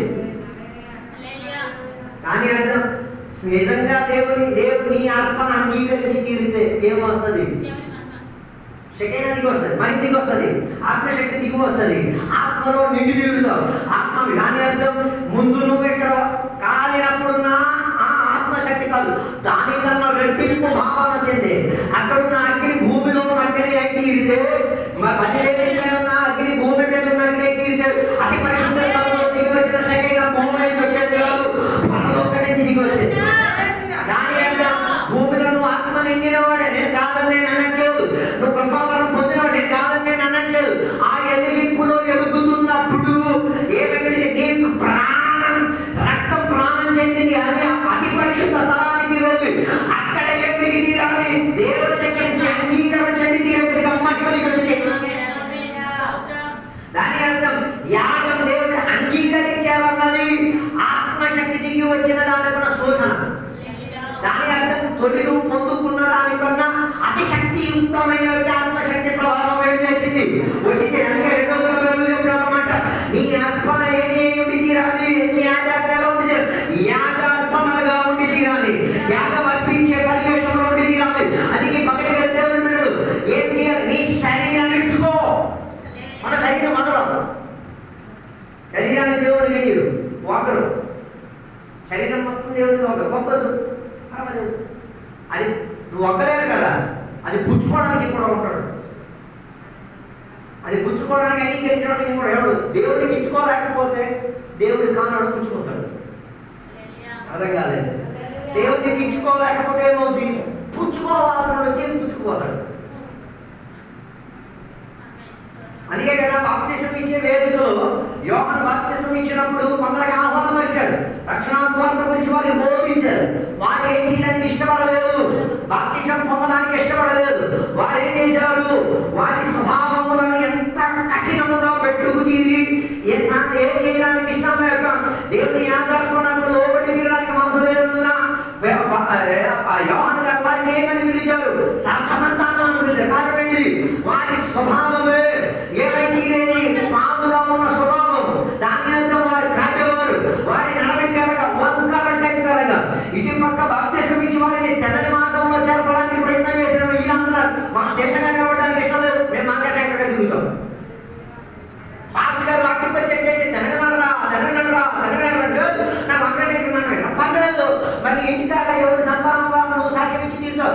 సర్ప సంతానము అన్న సాక్ష్యం నీవే నీ చేష్టల ద్వారా, నీ ప్రయోగం ద్వారా చూపించుకు తీరుతావు. అందుకే యాగం అర్పింపబడలేకపోతే యాగానికి అంగీకరించిన వాడు నీ మీద ప్రభుత్వం చేసి తీరుతాడు. వాడి నీ జీవితాన్ని ఏం చేస్తాడు? మరి ఎన్ని ఉపవాసాలు చేస్తే ఏం ప్రయోజనం, ఎన్ని కూడికలు పెట్టి ఏం ప్రయోజనం? వదలదు ఆ సంతాన శక్తులు. అందుకే నేను చెప్పి రావడానికి మాట, నీ అర్పణలు ఏముడి తీరాలి, నీ ఆరాధనలు ఏముడి తీరాలి, యాగార్పణ ఉండి తీరాలి. మూడోదిగా మీరు చెప్పే మాట కీర్తనలు 104 చదవగలిగి తీరితే కృతజ్ఞతా స్తుతులతో దేవునికి ఏం చేసి తీరాలి? ఆరాధన చేసి తీరాలి. అప్పుడు ఆరాధన సత్యమైన ఉండి తీరాలి, ఆరాధనలో నీ శరీరం యాగార్పణగా ఉండి తీరాలి. మూడోది ఆరాధనలో ఏముండి తీరాలి? బీ థాంక్ఫుల్, దేవునికి కృతజ్ఞత కలిగేటటువంటి తీరాలి. కొందరికి ఆరాధనలో అల్లెలే చెప్పమంటే చెప్తారు, ఆయనకి కృతజ్ఞత ఏం లేదు. ఎందుకు అల్లెలే చెప్తున్నారు? పాస్టర్ గారు చెప్పమని చెప్పి అల్లెలే చెప్పి, అరే మేము చెప్పమని చెప్పి నీకు అల్లెలే చెప్పమని చెప్పి దాంట్లో ఏం ఆడదు. నీ లోపల ఏముండి తీరాలి? కృతజ్ఞత కలిగి ఉండే భావం నుండి తీరాలి. అందుకే ఇక్కడ కీర్తనలు 104 చెప్తున్న ఒక మాట మనం చూడగలిగింది. చెల్లించుచు ఆయన గుమ్మములో ప్రవేశించుడి, కీర్తనలు పాడుచు ఆయన ఆభరణములలో ప్రవేశించుడి, ఆయనను స్తుతించుడి, ఆయన నామమును గణపరచుడి. ఎప్పుడు దేవునికి స్తుతించి చెల్లించాలి? ఎక్కడికి వచ్చిన తర్వాత కొందరికి అల్లెలే పేజీ అవుతుంది, కొందరికి అది కూడా రాదు. నెల్లప్పుడు దేవుడికి ఏం చేయాలి? స్తుతి అర్పించదు. ఎదుగు, నీకు ప్రాణం ఇచ్చాడు, ఆయుష్ ఇచ్చాడు, ఆరోగ్యం ఇచ్చాడు, బలం ఇచ్చాడు. వాటన్నిటికీ నువ్వేం చేయాలి? కృతజ్ఞత కలిగేవాడిగా ఉండాలి. అందరికి అసలు థ్యాంక్ఫుల్ లేదు. దానికి మంచిగా అలాగే లూకాసు వార్తల పుస్తకం 17వ అధ్యాయంలో 10 మంది కుష్ఠవ్యాధులు కలిసి ఎవరి దగ్గరికి వచ్చారు? యేసయ్య దగ్గరికి వచ్చారు. 10 మంది కుష్ఠవ్యాధి, నువ్వు కూడా యేసయ్య దగ్గరికి వచ్చావు, నువ్వు కూడా కుష్ఠం చెందినాడువే. కానీ నీ కుష్ఠానికి ఏం కలిగి తీరింది? శుద్ధి కలిగి తీరింది. శుద్ధిపరిచారు. ఎవరు శుద్ధిపరిచారు? యేసయ్య రక్తం నేను శుద్ధిపరిచి తీరింది, దేవుని యొక్క వాక్యం నేను శుద్ధిపరిచి తీరింది, ఆత్మశక్తి నేను శుద్ధిపరిచి తీరింది. అది చేసిన తర్వాత నువ్వు ఎక్కడున్నావు? కృతజ్ఞత కలుగుతున్నావా? అది ఎక్కడ చదివిన మాటలో అందులో ఒకడు సమయుడు, ఆయన ఏం చేశాడు? తిరిగి వచ్చింది. యేసయ్యకి ఏం చేశాడు? కృతజ్ఞతలు చెప్పుకుంటూ దేవునికి ఏం చేశాడు? మహిమపరిచినట్టుగా బయట ప్రస్తావించి తీరుతున్నది. ఎందుకు ఆయన తిరిగి వచ్చి దేవునికి కృతజ్ఞతలు చెప్పాడు? ఆయన దేవునికి కృతజ్ఞత చెప్పించడానికి కారణం తన తొలి ఉన్న స్థితి ఆయనకు గుర్తొచ్చింది. ఏ స్థితి నుంచి వచ్చి ఏ స్థితిలో ఉన్నాడో ఆయనకి ఏమై తీరింది? అర్థమై తీరింది. అందుకే ఆయన దేవునికి ఏం చేయడానికి ప్రారంభించాడు? కృతజ్ఞత చెల్లించడానికి ప్రారంభించి తీరాడు, దేవునికి మహిమపరచడానికి ప్రారంభించి తీరాడు. ఎందుకు అలా చేయడానికి? తొలి ఉన్న స్థితి ఆయనకు అర్థమై తీరింది. ఎందుకు నువ్వు కృతజ్ఞత చెప్పేది? నువ్వు ఏ స్థితిలో నుంచి వచ్చావు అన్నది గుర్తుపెట్టాలి. అందరికి అది గుర్తురాదు. నువ్వు ఎలా దేవుడిని నమ్ముకున్నావో అది గుర్తు రాక ఎక్కడికి అదే ప్రజలు ఏమి చెప్పావే.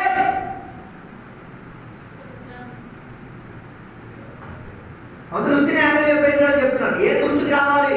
దేవుడి ఉపకారాలు గుర్తుకు రావాలి. నువ్వు ఎక్కడి నుంచి వచ్చావు, ఎలా ఉన్నావు, ఇప్పుడు ఈ స్థితిలో ఉన్నావే ఆయనకు కృతజ్ఞతలు చెప్పుకు తీరడానికి. దాని ఏంటంటే ఆరాధన చేయడానికి వేదిక దేవుడు తెచ్చే కారణం తెలుసా?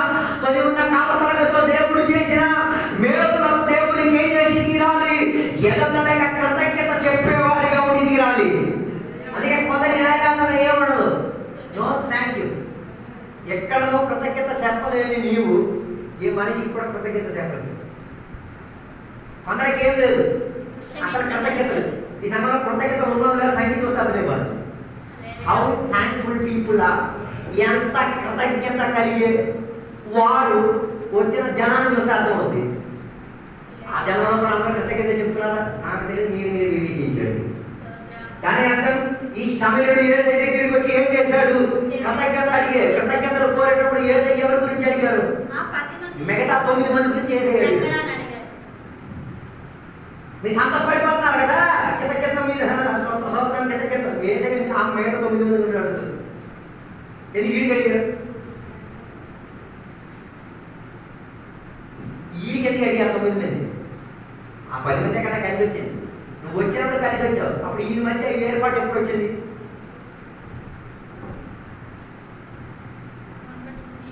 హలో, వీళ్ళిద్దరి మధ్య ఈ ఏర్పాటు ఎప్పుడు వచ్చింది? స్వస్థత కలిగిన తర్వాత ఏర్పాటు వచ్చింది.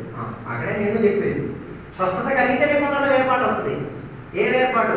యేసయ్య దగ్గరికి రావాలా, ఇంకెక్కడికైనా వెళ్ళాలా? అక్కడే సెపరేషన్ వచ్చేది.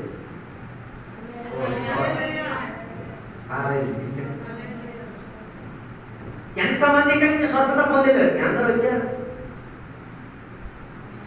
దాని అర్థం తిరిగి వచ్చినోడికి దేవుడు అడిగేది. ఇక్కడ ఉపవాసం ఆదలేవు ప్రయోజనాలన్నీ చెప్పేంతమే 10 మంది ఉండేవాళ్ళు, 9 మంది లెక్క నీకే అడిగేది. ఎవరికి? కృతజ్ఞత చెప్పినోడు. అప్పుడు ఈడు బాధ్యత పడింది, మిగతా 9 మంది కూడా కృతజ్ఞత చెప్పేటట్టుగా వచ్చి తీరాలి. మనమంతా దేవుని దగ్గర తోలిపోయి మనకు సంబంధం లేదు. నాయన నువ్వు ఇక్కడ స్తోత్రాలు చెప్పి కృతజ్ఞతలు చెప్పే దేవా నేను చెప్పినట్టుగా వాడు కూడా ఏం చేయాలి, దేవునికి కృతజ్ఞత కలిగించేటట్టు ఉండి తీరాలి. నేను నమ్మా, మిగతా వాడు నమ్మలేదు, ఆయన నమ్మి తీరేందుకు దేవా నేను కృతజ్ఞత చెప్పి తీరుతాడు. వాడు కూడా ఏమై తీరాలి, దేవునికి కృతజ్ఞత కలిగించేవాడుగా ఉండి తీరాలి. అప్పుడు ఆరాధనలో మూడో గడువు ఏంటో తెలుసా, ఎల్లప్పుడూ కృతజ్ఞత కలిగే వారిగా ఉండి తీరాలి. కారణం ఏంటిది, దేవుడు చేసిన మేలులను ఏం చేయాలి, ఎడతెగక దేవునికి కృతజ్ఞత అర్పించుకునే ఉండి తీరాలి. అందుకే సమరయుడు ఏం చేశాడో తెలుసా, దేవునికి గట్టిగా కృతజ్ఞతలు చెప్పుకుంటూ దేవునికి మహిమపరుచుకుంటూ దేవయ్యను ఏం చేసుకున్నాడు, మెస్సయ్యగాను యేసయ్యను అభిషేక్తునిగా ఆయన ఏం చేసుకున్నాడు, అంగీకరించింది. ఆయన ఏం చేస్తున్నాడు, దేవునితో ఉన్న అనుబంధ చర్యలు కృతజ్ఞత కలిగిన వాడిగా బయలుదేరాడు.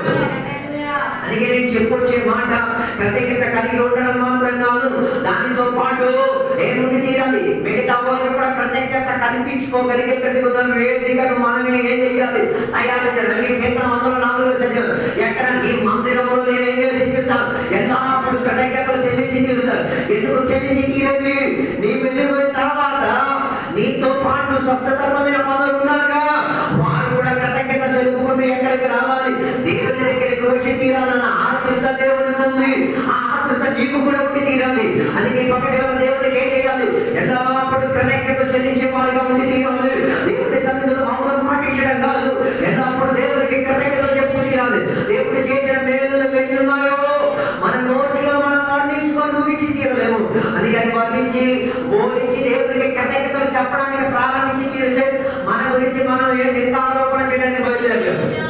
ఎందుకు చాలా మంది నిందారోపణ చేసేది, అది పోలే ఇది పోలే అది పోలే ఇది కరెక్టే కారణం ఏంటి, కృతజ్ఞత చెప్పడానికి తెలియదు. కృతజ్ఞత చెప్పడానికి ప్రారంభించుకోగలిగితే నిందారోపణ సంఖ్య రోజు తగ్గి కృతజ్ఞత చెల్లించే సంఖ్య ఏమైందో చెప్పు పేదలకు వచ్చింది రోజు. అందుకే ఇప్పుడు అలవాటు చేసుకోండి దేవునికి కృతజ్ఞత చెప్పడు. దేనికి కృతజ్ఞత, నీకు కన్నీ కారణాలు చూసి కృతజ్ఞత చెప్పుకో. లేవో మంచి భూమి ఇచ్చు, లేవో మంచి నేల ఇచ్చు, లేవో మంచి వర్షం ఇచ్చు. మొదలు వర్షం అయితే చెప్పించేస్తాం, దేవుడు పెట్టలే గలీజైన వర్షం. వర్షం ఎప్పుడు మంచిదే, వర్షం ఎప్పుడు లాభం చెందేదే. వర్షం అధికమైంది నువ్వు దేవుడికి కేకే, దేవో వర్షం కాస్త నిమ్మలపరచుకో దేవాన్ని కోరుకో. లేక ఆసానంలో ఉన్నవారికి అడుగు, తిండి తిప్పగా ఏమవుతున్నారు, కక్కుతు పడుతున్నారు, ఎవరిస్తారో తెలియట్లేదు. కేరళలో కూడా కొన్ని ప్రాంతాల్లో ఏమైంది, విపరీతంగా వర్షాలు పడి ఇళ్లలో మొత్తం నిండిపోయి. అప్పుడు వాళ్ళకి ఏమర్థమైంది, ఇదేమి శాశ్వతం కాదని అర్థమైంది. ఎప్పుడు వర్షం పడినప్పుడు వాళ్ళకి అర్థమైంది, ఇల్లు ఉంది, బంగారం ఉంది, బండి ఉంది, ఏది ఏం చేయలేరు. ఎందుకు తీశారు, ఒక బ్యాగ్తో పాటు ఒక బ్యాగ్, అది కూడా మొయ్యగలిగితే. నేను వీడియో చూశాను, కొందరైతే మొయ్యలేక బ్యాగ్ సంఖ్య తగ్గించేసారు. నేను వారి ప్రాణ సౌకర్యం కోసం ఒక బ్యాగ్, అప్పుడు ఆ బ్యాగ్లో నేను ఏం చూశాను, ఏంటంటే తీసుకెళ్ళానంటే ఏం తీసుకెళ్ళి, ఒక ఫోన్, ఒక చార్జరు, ఒక టార్చ్ లైట్, తర్వాత ఇంకేంటి కావాల్సిన కార్డులు మాత్రం, బ్యాంక్ పుస్తకాలు మాత్రం, ఆధార్ కార్డు కోడ్లు మాత్రం, మిగతా ఏమి ఏం చేయట్లేదు. కారణం ఏంటి, అడుగు అవి తీసుకెళ్తే చేస్తాను. అందుకే ఏం చేస్తున్నాడు, తను కానీ ఎంటీ చేసుకున్నాడు, తను ఖాళీ చేసుకున్నాడు. దానికంటే కృతజ్ఞత చెందేవాడు కూడా ఏం చేస్తాడు, తాను ఖాళీ చేసి దేవుడికి కృతజ్ఞత చెప్పేవాడుగా ఉన్నాడు. అందుకే ఆరాధనలో దేవుడికి ఏం చేయాలి, కృతజ్ఞతలు అర్పించి తీరాలి. ఆ కృతజ్ఞతలు ఏం చేసుకోగలిగి తీరుతుంది, సనుకులానే స్వభావాన్ని తగ్గించేస్తుంది, అసూయ చెందే స్వభావాన్ని తగ్గించి తీరుతుంది, దేవుడిని విరోధించే స్వభావాలు ఏమై తీరుతుంది, తగ్గించే భావం నేర్చుకోగలిగింది. అందుకే మూడోదిగా చెప్పే ఒక మాట, కృతజ్ఞత కలిగిన వారు. కృతజ్ఞత నీకు దొరికిన భర్త కోసం థ్యాంక్ యూ చెప్పావు దేవుడికి. ఓకే, అది మూర్ఖుడు కావచ్చు, నీ ఇంటి విషయాలు కృతజ్ఞత చెప్పవు. అటు పనికిరాని గలీజు దరిద్రవాడు, అది నీకు పనికిరాడు, కృతజ్ఞత చెప్పు, అది అలాగే బాగుపడతాడు. మనం అదిగా బైబిల్ చెప్పేది, మనం నాలుక ద్వారా ఉచ్చరించేది అది జీవానికి ఆధారమైన కావచ్చు, మరణానికి ఆధారమైన కావచ్చు. నేను ఒక సహోదరి సాక్ష్యం నేను విన్నాను. ఆయన నాన్న ట్రైన్లో ప్రయాణం వెళ్తుంటే ఒక మాంత్రికుడు ఆయన మీద కన్నేసి చెప్పాడు, నీ ఇంటికాడ ఒక్క మగ పిల్లలు కూడా కొట్టడు, మొత్తం ఆడే కొడతాడు. ఆయన టైంకి చెప్పి వెళ్ళిపోయాడు. ఆయన చెప్పినట్టుగా ఈ కుటుంబంలో ఏం జరిగింది, మొత్తం ఆడపిల్లలు. ఇది చెప్పి ఆమె సాక్ష్యం చెప్తుంది. ఇది విన్నప్పుడు నాకు వచ్చిన పాపం మమ్మల్ని కాపాడు. ఆయన అది చెప్పినప్పుడు నువ్వే చెప్పాలి,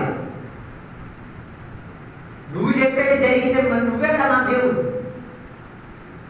నువ్వు చెప్పింది జరగకూడదు. నేను ఎవరికి కృతజ్ఞత కలిగి ఉన్నోడిని, దేవునికి కృతజ్ఞత కలిగి ఉన్నోడిని. దేవుడు నాకు మగ పిల్లలు ఇస్తారు, నా దేవుడు ఆశపడిన పిల్లలు నా ఇంటిలో ఏమవుతారు, వాగ్దానం చేసి వచ్చి తీరుతారు. నువ్వు చెప్పేది జరగడానికి నువ్వు కాదు నా దేవుడు, నేను నీకు కాదు కృతజ్ఞత, నేను దేవునికి కృతజ్ఞత చెప్పి తీరేది. అది పక్కన దేవుని బిడ్డలు కృతజ్ఞత కలిగిన వారు ఉండండి. దేవుడి సేవకులు నీకు చేత అడుగుకునేటట్టు కొనుకోడు.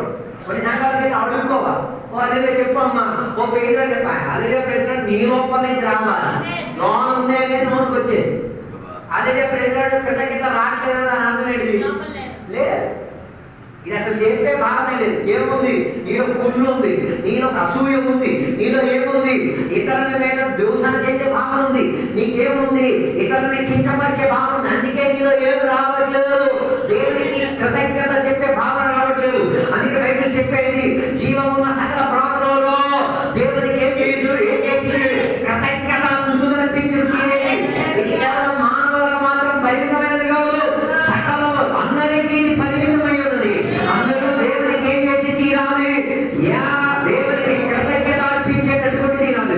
ఈ పక్కన కృతజ్ఞత అర్పించి తీరడం వల్లనే ఏమొచ్చింది? దేవునికి కృతజ్ఞత అర్పించేటప్పుడు వారి కొరకు దేవుడు ఏం చేశారు? భూమిని పునాది వేసి వారిని చెప్పించి, కానీ దానికి కృతజ్ఞతలకు ఏముంది?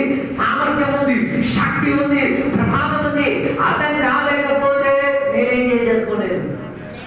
అర్థమైతే దేవుడు నీ జీవితంలో గొప్ప విడుదల చేసి తీరుతాడు. నాలుగవదిగా చెప్తున్న మాట, మొదటి సమూయేలు గ్రంథంలోకి వచ్చి దాన్ని 15వ అధ్యాయానికి వచ్చినప్పుడు అక్కడ బైబిల్ ప్రస్తావించే మాట, దానికి 22వ వచనాన్ని చదివినప్పుడు సమూయేలు దేవుడి సన్నిధిలో చెప్పిన మాట, దేవా నీవు ఏం కోరే దేవుడివి కాదు, నువ్వు అర్పణలు అంగీకరణలు కోరే దేవుడు కాదు. నీ ఏం చేశాను ఒకసారి చదవండి. 22వ వచనం. అందుకు సమూయేలు తాను సెలవిచ్చిన ఆజ్ఞను ఒకడు గైకొనుట వలన యెహోవా సంతోషించినట్లు ఒకడు దహన బలులను అర్పించుట వలన ఆయన సంతోషించునా? ఆలోచించుము. బలులు అర్పించుట కంటే ఆజ్ఞను గైకొనుటయు, పొట్టేలు కొవ్వు అర్పించుట కంటే మాట వినుటయు శ్రేష్టము. దాని అర్థం యాగా అర్పించడం కాదు పెద్ద విషయం. ఏం చేయాలి? obey the voice of God. దేవుని యొక్క మాటలను ఏం చేయాలి? మనకు అది లేదు. దేవుని మాట వినే ప్రసక్తి లేదు. దాని బదులు నువ్వు ఎన్ని ఆత్మానాలు ఇచ్చినా, ఎన్ని అన్యవాసాలు చెప్పినా, ఎన్ని ఉపవాసాలు చేసినా, ఎన్ని వాక్య పరిచయం చేసినా ఏముండదు. న్యాయ పైసా ఫలితం ఉండి తీరదు. అందుకే సమూయేలు చెప్పుచున్న మాట, నేను బలి అర్పణలు ఇచ్చుకోవడం కాదు, నీ శబ్దం దగ్గరగా విధేయత దగ్గరగా నన్ను ఏం చేసి తీరాలి? సహాయపరచుకు తీరాలి. దాని అర్థం దేవుని యొక్క శబ్దాన్ని అని చెప్పింది, దేవుని యొక్క మాటలు, దేవుని యొక్క వాక్యం చెప్పేది ఏం చేయాలి? నెరవేర్చేటటువంటి తీరాలి. ఆరాధన చేసేవాడు ఏం చేస్తాడు? ఆయన దేవుని మాట, దేవుని యొక్క వాక్యములను నెరవేర్చేటటువంటి తీరుతారు. గత వారం దేవుని యొక్క దేని గురించి వాక్యం చెప్పారు, దాన్ని నెరవేరుస్తా, దాన్ని నేను జీవితం అభ్యాసం చేసి జీవిస్తా. జీవన పిలిచారు, ఏది ఏది విన్నాం దాన్ని ఏం చేయాలి? నెరవేర్చేటటువంటి. అబ్రహాం ఆదికాండం 22వ అధ్యాయం విన్నాడు. ఏం విన్నాడు? తన కొడుకుని అర్పించమని విన్నాడు. భార్య కూడా అడగకుండా ఏం చేశాడు? పెద్దల కళ పిలిచి కర్రలు చదువుకొని గడ్డ పెట్టుకొని గాడిని చెట్టుపట్టుకొని పరిమాణం తోడుపెట్టుకొని ఎక్కడికి బయలుదేరాడు? 3 రోజుల ప్రయాణానికి బయలుదేరి తీరాడు. దాని అర్థం విధేయత ఉండి తీరితే ఎన్ని రోజుల ప్రయాణానికైనా రెడీ. బాగా దేవునికి సత్యం చెప్పాలి. విధేయత ఉండి తీరితే ఎన్ని రోజుల ప్రయాణానికైనా రెడీ. దాని అర్థం నీకు విధేయత ఉంటే ఎంత దేవుడే ఏసై వచ్చేదానికి ఆలస్యత వచ్చి తీరితే కూడా నువ్వు ప్రయాణం చేస్తావు. అందరికి ఇసుకొచ్చారు, ఓ ఏసై ఇప్పుడు వస్తాడా? ఏసై ఇప్పుడేం రోడ్లే మనం పిచ్చుకోండి చేసి మనం నో. విధేయత ఉన్నోడు ఎంత దూరమైన పరమాలు ఏం చేస్తాడు? విధేయతతో ప్రయాణం చేసింది. దానికి ఎంత అబ్రహాం గంట కట్టేటప్పుడు విధేయత ఉంది, అబ్రహాము పంటలు కట్టేటప్పుడు విధేయత ఉంది, అబ్రహాంతో దేవుడు మాట్లాడేటప్పుడు విధేయత ఉంది, అబ్రహాం నడిచేటప్పుడు విధేయత ఉంది, అబ్రహాం కొండెక్కేటప్పుడు విధేయత ఉంది, అబ్రహాం బలివేది కొడుకులు పడుకోబెట్టేటప్పుడు విధేయత ఉంది. ఆయన దేవుడి దృష్టిలో అంగీకారం పొందే విధానంలో విధేయత చేసే పరివేశం ఆరాధనలో నడిపించుకు వెళ్ళితీరారు. దాని అర్థం ఈ కాలంలో దేవుని యొక్క బిడ్డలు ఏం చేయాలి? యాగాత్మకంగా అధికంగా విధేయత ఉందో లేదా? Do you obey the word of God? దేవుడి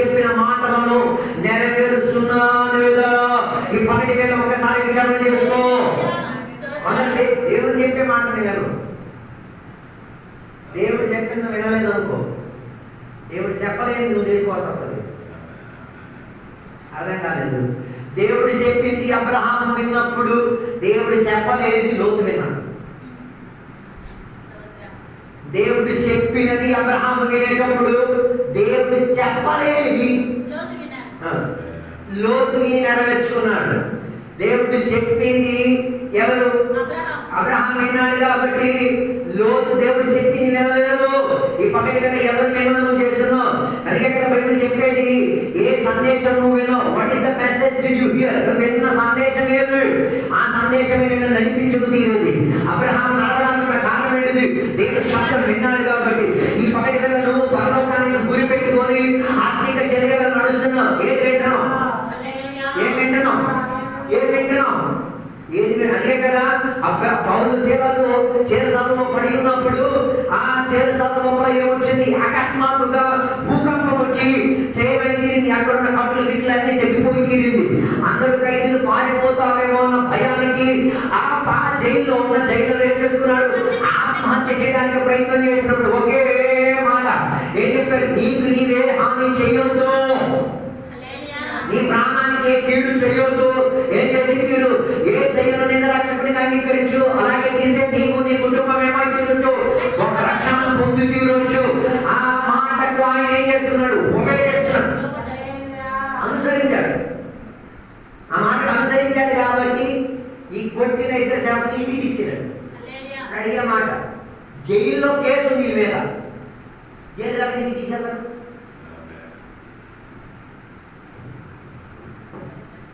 మూడు వాక్యాలు మీరు విన్నారు. నేను అడిగిన దానికి ప్రశ్న ఆలోచించండి.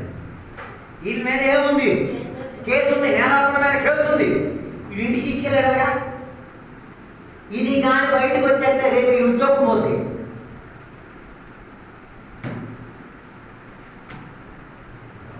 ఇది కానీ ఎప్పుడైనా చెప్పేసాడు అనుకో, రేపు అది ఉద్యోగం ఉండదు. అదే దేవుని మాట మన ప్రత్యేకత. నీ ఉద్యోగం కూడా పోవచ్చు, అంత రిస్క్ తీసుకోవాలి. మనం విధంగా దేవుని మాట ఏదైతే చెప్పాలంటే రిస్క్ తీసుకోవాలి. రిస్క్ తీసుకోలేకపోతే నేను రక్షణ పొందలేవు. రాత్రి వేళ ఈయన ఎక్కడ తీసుకెళ్ళాడు? ఇంటికి తీసుకెళ్ళాడు. రాత్రి వేళ కుటుంబం ఏం చేసింది? బాప్తిసం పరీక్షలో దిగింది. ఎప్పుడు? ఏ జరుగుతూ ఉండగా. ఇంత విధంగా ఎంతమంది ఉన్నారు? అమ్మో కేసు గట్ట అయితే మన ముద్రబాబు ఈ తల మనకి దాని అర్థం ఏం లేదు. వీళ్ళకి ఆయనకేం చెప్పారు? నీ ప్రాణం తీసుకోగలరా ఆయన, నీ కుటుంబానికి. దాని అర్థం వీళ్ళ చేరసాలకి వెళ్ళింది దేని కోసం? ఆయన విధేయత కోసం, ఆయన దేవుడి దగ్గర విధేయత చెందించడానికి. దాని అర్థం పగడేవో తెలుసు తీరు. నీ జీవితంలో జరుగుతున్న ఒక్కొక్క కార్యం ఇతరులకు విధేయత తెప్పించడానికి. దానికి ముందు నువ్వు విధేయత చెందాలి. మనకి లేదు. అందుకే పాస్టర్ ఎప్పుడు చెప్తుంటారు, ఆరాధన ఎగ్గొట్టేసి ఏ పిచ్చి పిచ్చి పనులకు ఏం చేయొద్దు, వెళ్ళొద్దు. సాంప్రదాయాలకు కట్టుబాటు మనకి లేదు. అదే పట్టుకోదు, అదే మనకి కావాలి. దాని వలన సుఖం అనుభవిస్తున్నావా, దుఃఖం అనుభవిస్తున్నావా విచారం చేసుకో.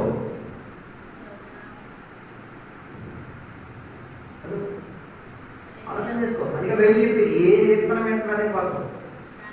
గ్రామంలో ఒక విశ్వాసి తన కొడుకు చనిపోతే భార్య సార్ ఎక్కడికి వెళ్ళలేదు, సమాచారం కాదు. ఇప్పుడు ఏం వేచిందో తెలుసా? ఎవడ ఎక్కడ సచ్చి వెళ్ళాలి,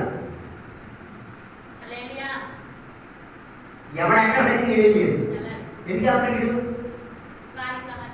అంత కొడుకు చచ్చినప్పుడు వెళ్ళలేకపోతే నీ చేత దేవుడు బుద్ధి రాయిస్తాడు. నువ్వు ఎక్కడెక్కడ ఎవడో చచ్చినా అక్కడికి వెళ్ళి నువ్వు చేతులు అడిగాడు గిరాతలాగా. ఇలాంటి సమాచారం ఇక్కడికి వెళ్తున్నాను, అది వెళ్ళి క్షమించిదేవా.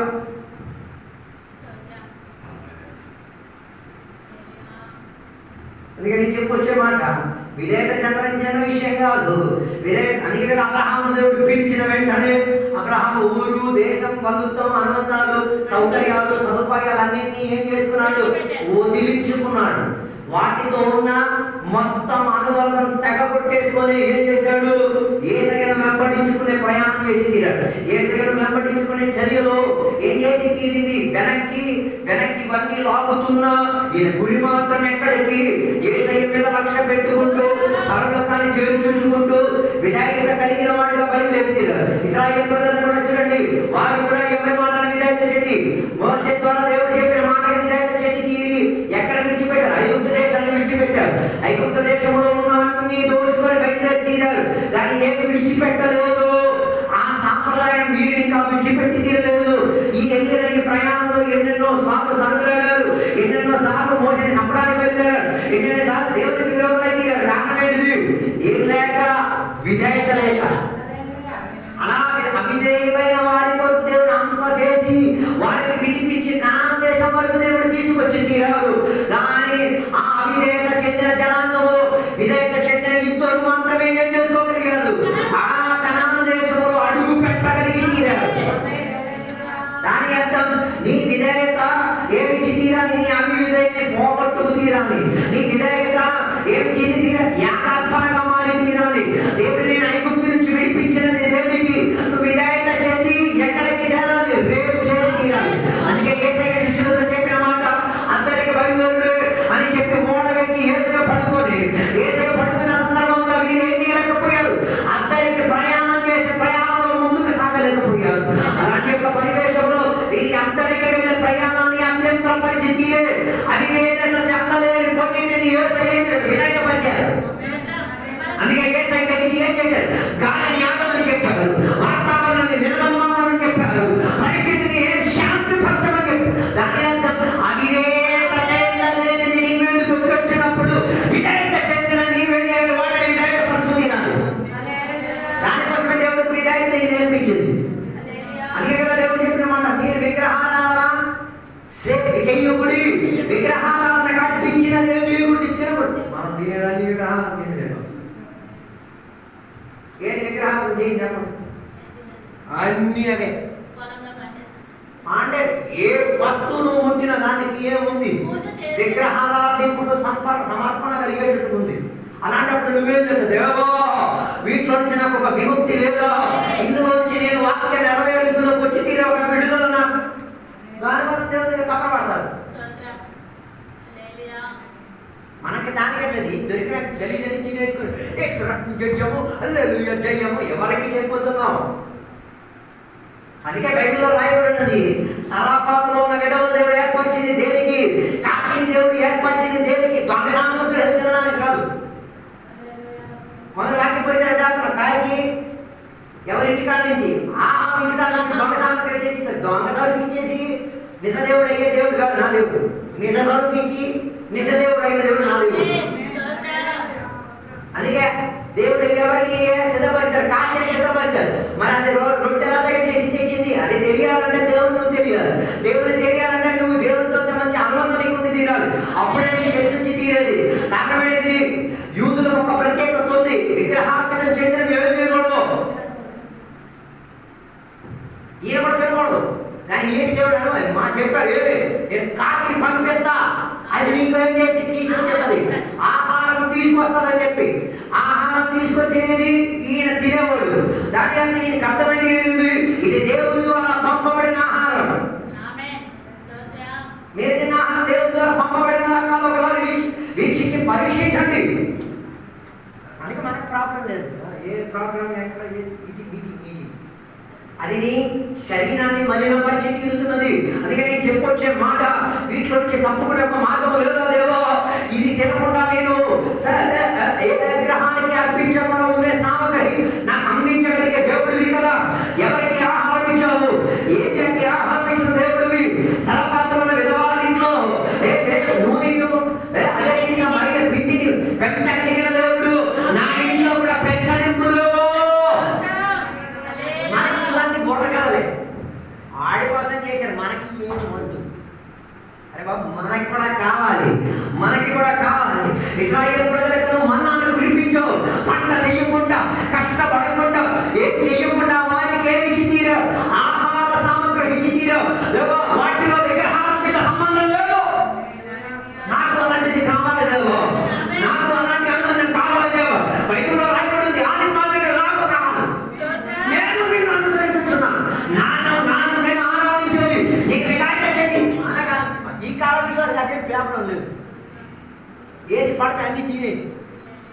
వాడికి అన్ని దేవుడు అర్పితమే, దేవుడు అర్పితంగా విగ్రహార్పితం.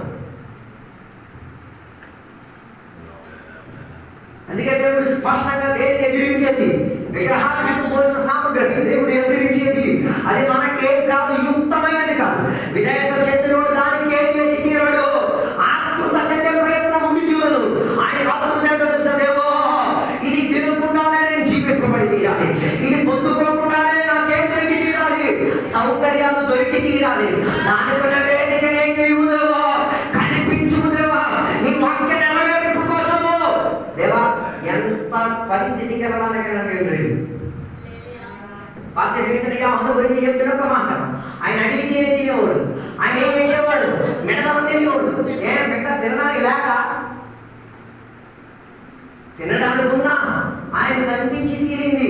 ఇదేనా ఆత్మీక ప్రక్రియకి ఇదే ఏమై తీరేది, సదుపాయం చెంది తీరేది. దానిని నేనేం చేసుకు తీరాలి, పుచ్చుకు తీరాలి అన్న ఆత్మతో దాన్ని ఆయన పుచ్చుకు తీరాడు. అది నేను చెప్పుకొచ్చే మాట,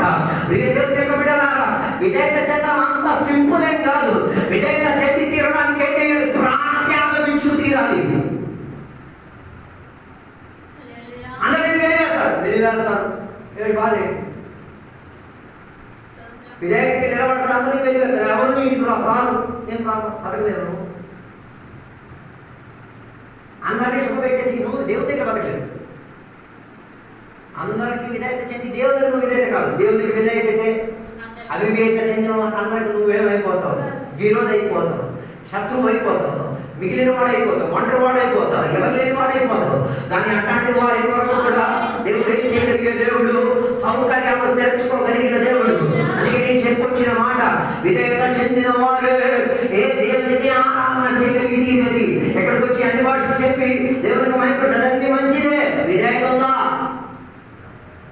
అందుకే యేసయ్య చెప్పారు, భూదిగాంతములు 18:19-21 భూదిగాంతములకు వెళ్ళి అందరికి సువార్త చెప్పి అందరినీ ఏం చేయాలి, తండ్రి కుమార పరిశుద్ధాత్మ నామమున బాప్తిస్మం ఇచ్చి వారిని నా శిష్యులుగా చేసి నేను నేర్పించినవన్నీ నీవే చేసి తీరాలి, వారిని బోధించి తీరి వారిని కూడా సిద్ధపరిచి తీరమని దేవుడు మనకి ఆరోహణ ఒక మునుపు చెప్పిన చివరి మాట. వాటిని మనం ఎంత మాత్రం అనుసరిస్తాం, అది బైబిల్లో వాక్యం కింద మిగిలిపోయి ఉందే తప్ప మనం ఇంటికాడ నుంచి ఇంటికి వచ్చాము. భూదిగాంతంలోకి వెళ్ళమని చెప్పారు. భూదిగాంతం అంటే భూమికి ఉన్న అంతవరకు వెళ్ళడానికి విధేయత నిన్ను పిలిచినప్పుడు అవిధేయత నిన్నేం చేసి వెళ్ళొద్దురా బాబు, చర్చి గడప దీని అవివేకతను ఎంత మాత్రం ప్రోత్సహించి తీరుతుంది. అందుకే నేను చెప్పి వచ్చిన మాట, అవివేకత కాదు, విధేయత కలిగేటటువంటి జీవితాన్ని. విధేయత కలిగి తీరుతాడు దేవుడు నీ కొరకు సలహాలో విధవాలను సిద్ధపరచవచ్చు, దేవుడు నీకు కాకిని సిద్ధపరిచి తీరచ్చు, దేవుడు నీకు మన్నాను కురిపించి తీరచ్చు, దేవుడు నీకు పూలు పెట్టలు ఇచ్చి తీరచ్చు, దేవుడు నీకు ఆశించిన రేపు ఏం చేసి తీరచ్చు, చేసి తీరచ్చు. నేను ఎదురించి చూసిన అమర్యాద కలిగిన వాటిని విధేయత పరిచి తీరేట్టుగా నీ ప్రయాణం మధ్యలో యేసయ్య ఉన్నాడు, ఆయన తెలిస్తే చాలు. అవిధేయత చెందలేని వాటిని ఆయన ఏం చేయొచ్చు, విధేయత పరిచి తీరొచ్చు. అందుకే ఉపవాస ప్రార్థన గడుగులో నేను చెప్పొచ్చిన 4 మాటలు, ఒకటి సత్యారాధన చేసి తీరాలి, రెండోదిగా నేను చెప్పొచ్చిన మాట దేవునికి ఏం చేసి తీరాలి, పూర్ణతలో దేవునికి ఆరాధన చేసేవారు, కృతజ్ఞత కలిగి దేవునికి ఆరాధన చేసి తీరాలి. మూడోదిగా దేవునికి ఏం చేసి తీరాలి, విధేయత కలిగేట్టుగా దేవునికి ఏం చేయాలి, ఆరాధన చేసేవారి ఉండి తీరాలి. నాలుగోది నేను చెప్పొచ్చిన మాట, భరితమైన ఒక ఆత్మ దేవునికి ఏం చేసేది తీరాలి, ఆరాధన కల్పించి తీరాలి. ఇట్లాంటివై తీరితేనే నీ ఆరాధన ఆత్మతోనూ సత్యముతోనూ. కానీ నీకన్నీ దొంగరాధనలు, నటనారాధనలే, వేషారాధనలే, చూపించే ఆరాధనలే. అందుకే ఈ పగటి వేళ నీవు విచారణ చెందుకు సత్యారాధనకి ప్రాధాన్యత చెందింది, కృతజ్ఞత కలిగిన ఆరాధనలు ప్రాధాన్యత ఇచ్చుకుంటుంది. దేవుడి నిన్ను నడిపించిన ప్రణాళికలో అడుగును నడిచి తీరడానికి, విధేయత కలిగి ఆరాధన చేసి తీరడానికి, యాకర్పణ చెందిన ఆరాధన చేసి జీవితం బాగుపరచడానికి ఆసక్తి కలిగి ఉన్న దేవుని బిడ్డ నుండి తీరితే ఈ రాత్రి పగటి వేళ దేవుని యొక్క సన్నిధిలో సమర్పించుకుందాం. ఉపవాస ప్రార్థన కూడా మొదటి దినమున దేవుని దగ్గర కోరి తీరు అన్ని కలిగి తిని విధేయత చెందిన కాదు, దేవా విధేయత చెందిన నేను దేవుని యొక్క వాక్యాన్ని లోపడి తీరేట్టుకున్న సరుకులేనా నా శరీరం లోపలికి వెళ్ళి తీరాలి. దాని కొరకు నేను ఆతృత చెందిన దేవుని యొక్క బిడ్డని. నాకు దేవుని బిడ్డలకు అన్యాయ పానుపింపుడు లేవు, వాటితో నేను సరిపెట్టుకొని జీవించమనగా అందులో నుంచి నాకు వేలపాటు నాకు కావాలి. ఈ పగటి దేవుని యొక్క సన్నిధిలో సమర్పించుకుంటూ ప్రార్థన చేసి దేవుని అడుగుతున్న దేవా సత్యారాధనగా వెతికిన వాడిని నేను సత్యారాధనగా నేను ఉండి తీరాలి. యాగర్పణ చేసిన ఆరాధన నాకు ఉండి తీరాలి. కృతజ్ఞత కలిగిన ఆరాధన నాకు ఉండి తీరాలి. విధేయత కలిగిన ఆరాధన నాకు ఉండి తీరాలి. దానికి నీ సహాయం కావాలి దేవో. నా బుద్ధి నా శక్తి నా సామర్థ్యంలో ఏమి జరిగేది, నీ కృప నాకు కావాలి. అలాగే తీరితే నా ఆరాధన ఆత్మతోనూ సత్యముతో కలిగి ఉండి తీరేది. ఈ పగటి దాని వరకు దేవాన్ని నేను సమర్పించుకు తీరుతున్నాను. నాతో ప్రార్థన చేసుకున్నాను. పరిశుద్ధ మహోన్నత దేవానికి వందనాలు. ఈ పగటి వాక్యాంశాన్ని విడుదల ఎందరికీ అర్థమైందో, ఎందరు దాంట్లో పశ్చాత్తాపడుతున్నారు, ఎందరు మారు మనసు పొందుతున్నారో నాకు తెలియదయ్యా. చెప్పాల్సిన సందేశం నేను చెప్పి తీరాను, వినాలా దానిని అనుసరించి తీరాలన్న ఆశ ఆతృత దేవ భిన్న జనాంగం మీద ఆధారపడి ఉన్నది. దేవ నిజంగా వారి జీవితం ఆధారపడి ఉండి తీరు దానికి ఆతృత చెందేంతటిగా మారు మనసం దయచేయండి. దానికి ఆతృత చెందేంతటిగా శుద్ధీకరణ జీవితం దయచేయండి. దేవుడికి నచ్చిన విధానంగా అంగీకరణ చెందే విధానంగా అన్ని పరిస్థితుల మార్పు శక్తి తీరుకు దేవ సహాయం దయచేయండి. దాని ద్వారా దేవుని యొక్క బిడ్డలు ఇంకా ఆత్మశక్తిలో ప్రజ్వలింపబడి దీని ఉపవాసంతో ముందుకు కొనసాగడానికి సహాయం దయచేయండి. లేదు ఇవన్నీ నేను ఉంటుంటే ఏదో కాలక్షేపంగా చేసి దేవుడిని దోచుకోవడానికి, దేవుడు ఇచ్చిన సామగ్రియానికి ముందుకు తీరి నాశనానికి వెళ్ళాలి ఉన్న ఆకృతులు నీ జీవితంలో తీర్చిదిద్దులేవో అట్లాంటి వారి హృదయాన్ని తాకి తీరాలి. అట్లాంటి వేషధారాన్ని మార్చి తీరాలి. వారి పట్ల కృప కరుణ దయచేయమని కోరుచున్నాం దేవా. వారి మీద దేవా నీవు తెప్పించిన ఉగ్రత పడకుండా వారిని కాయని లేవో. వారి పట్ల మేము పక్షమాయం చేసి దేవుని దగ్గర జ్ఞాపకం చేస్తున్నాం. వారి మీద ఏది జరగకుండా అవకాశం వారికి దయచేయండి దేవా. అలా చేసి వారిని సమకూర్చి వారు పరీక్ష నిలబెడుతున్నందుకు దేవాలయం స్తోత్రం. ఈ పవిత్ర ఉపవాస ప్రార్థన కొడుకులో మేము కేంద్రీకరింపబడి తీరి దేవాలయ సన్నిధిలో ఉపవాసంతో ప్రార్థనతో దేవ జాగరించుకొని కొన్ని విడుదలకు స్వాస్థ్యం పొందుకు తీరి దేవా మేము ఆరాధన చేసే పరిగెట్టు తీరుటకు సహాయం వచ్చండి. దీవెనలతో నింపినందుకు దేవాలయ స్తోత్రం. సహాయపరిచినందుకు దేవాలయ స్తోత్రం. యేసు నామములో ఈ వేడుకను పొందండి. ఆమేన్. దేవుడు అందరినీ దీవించుగాక.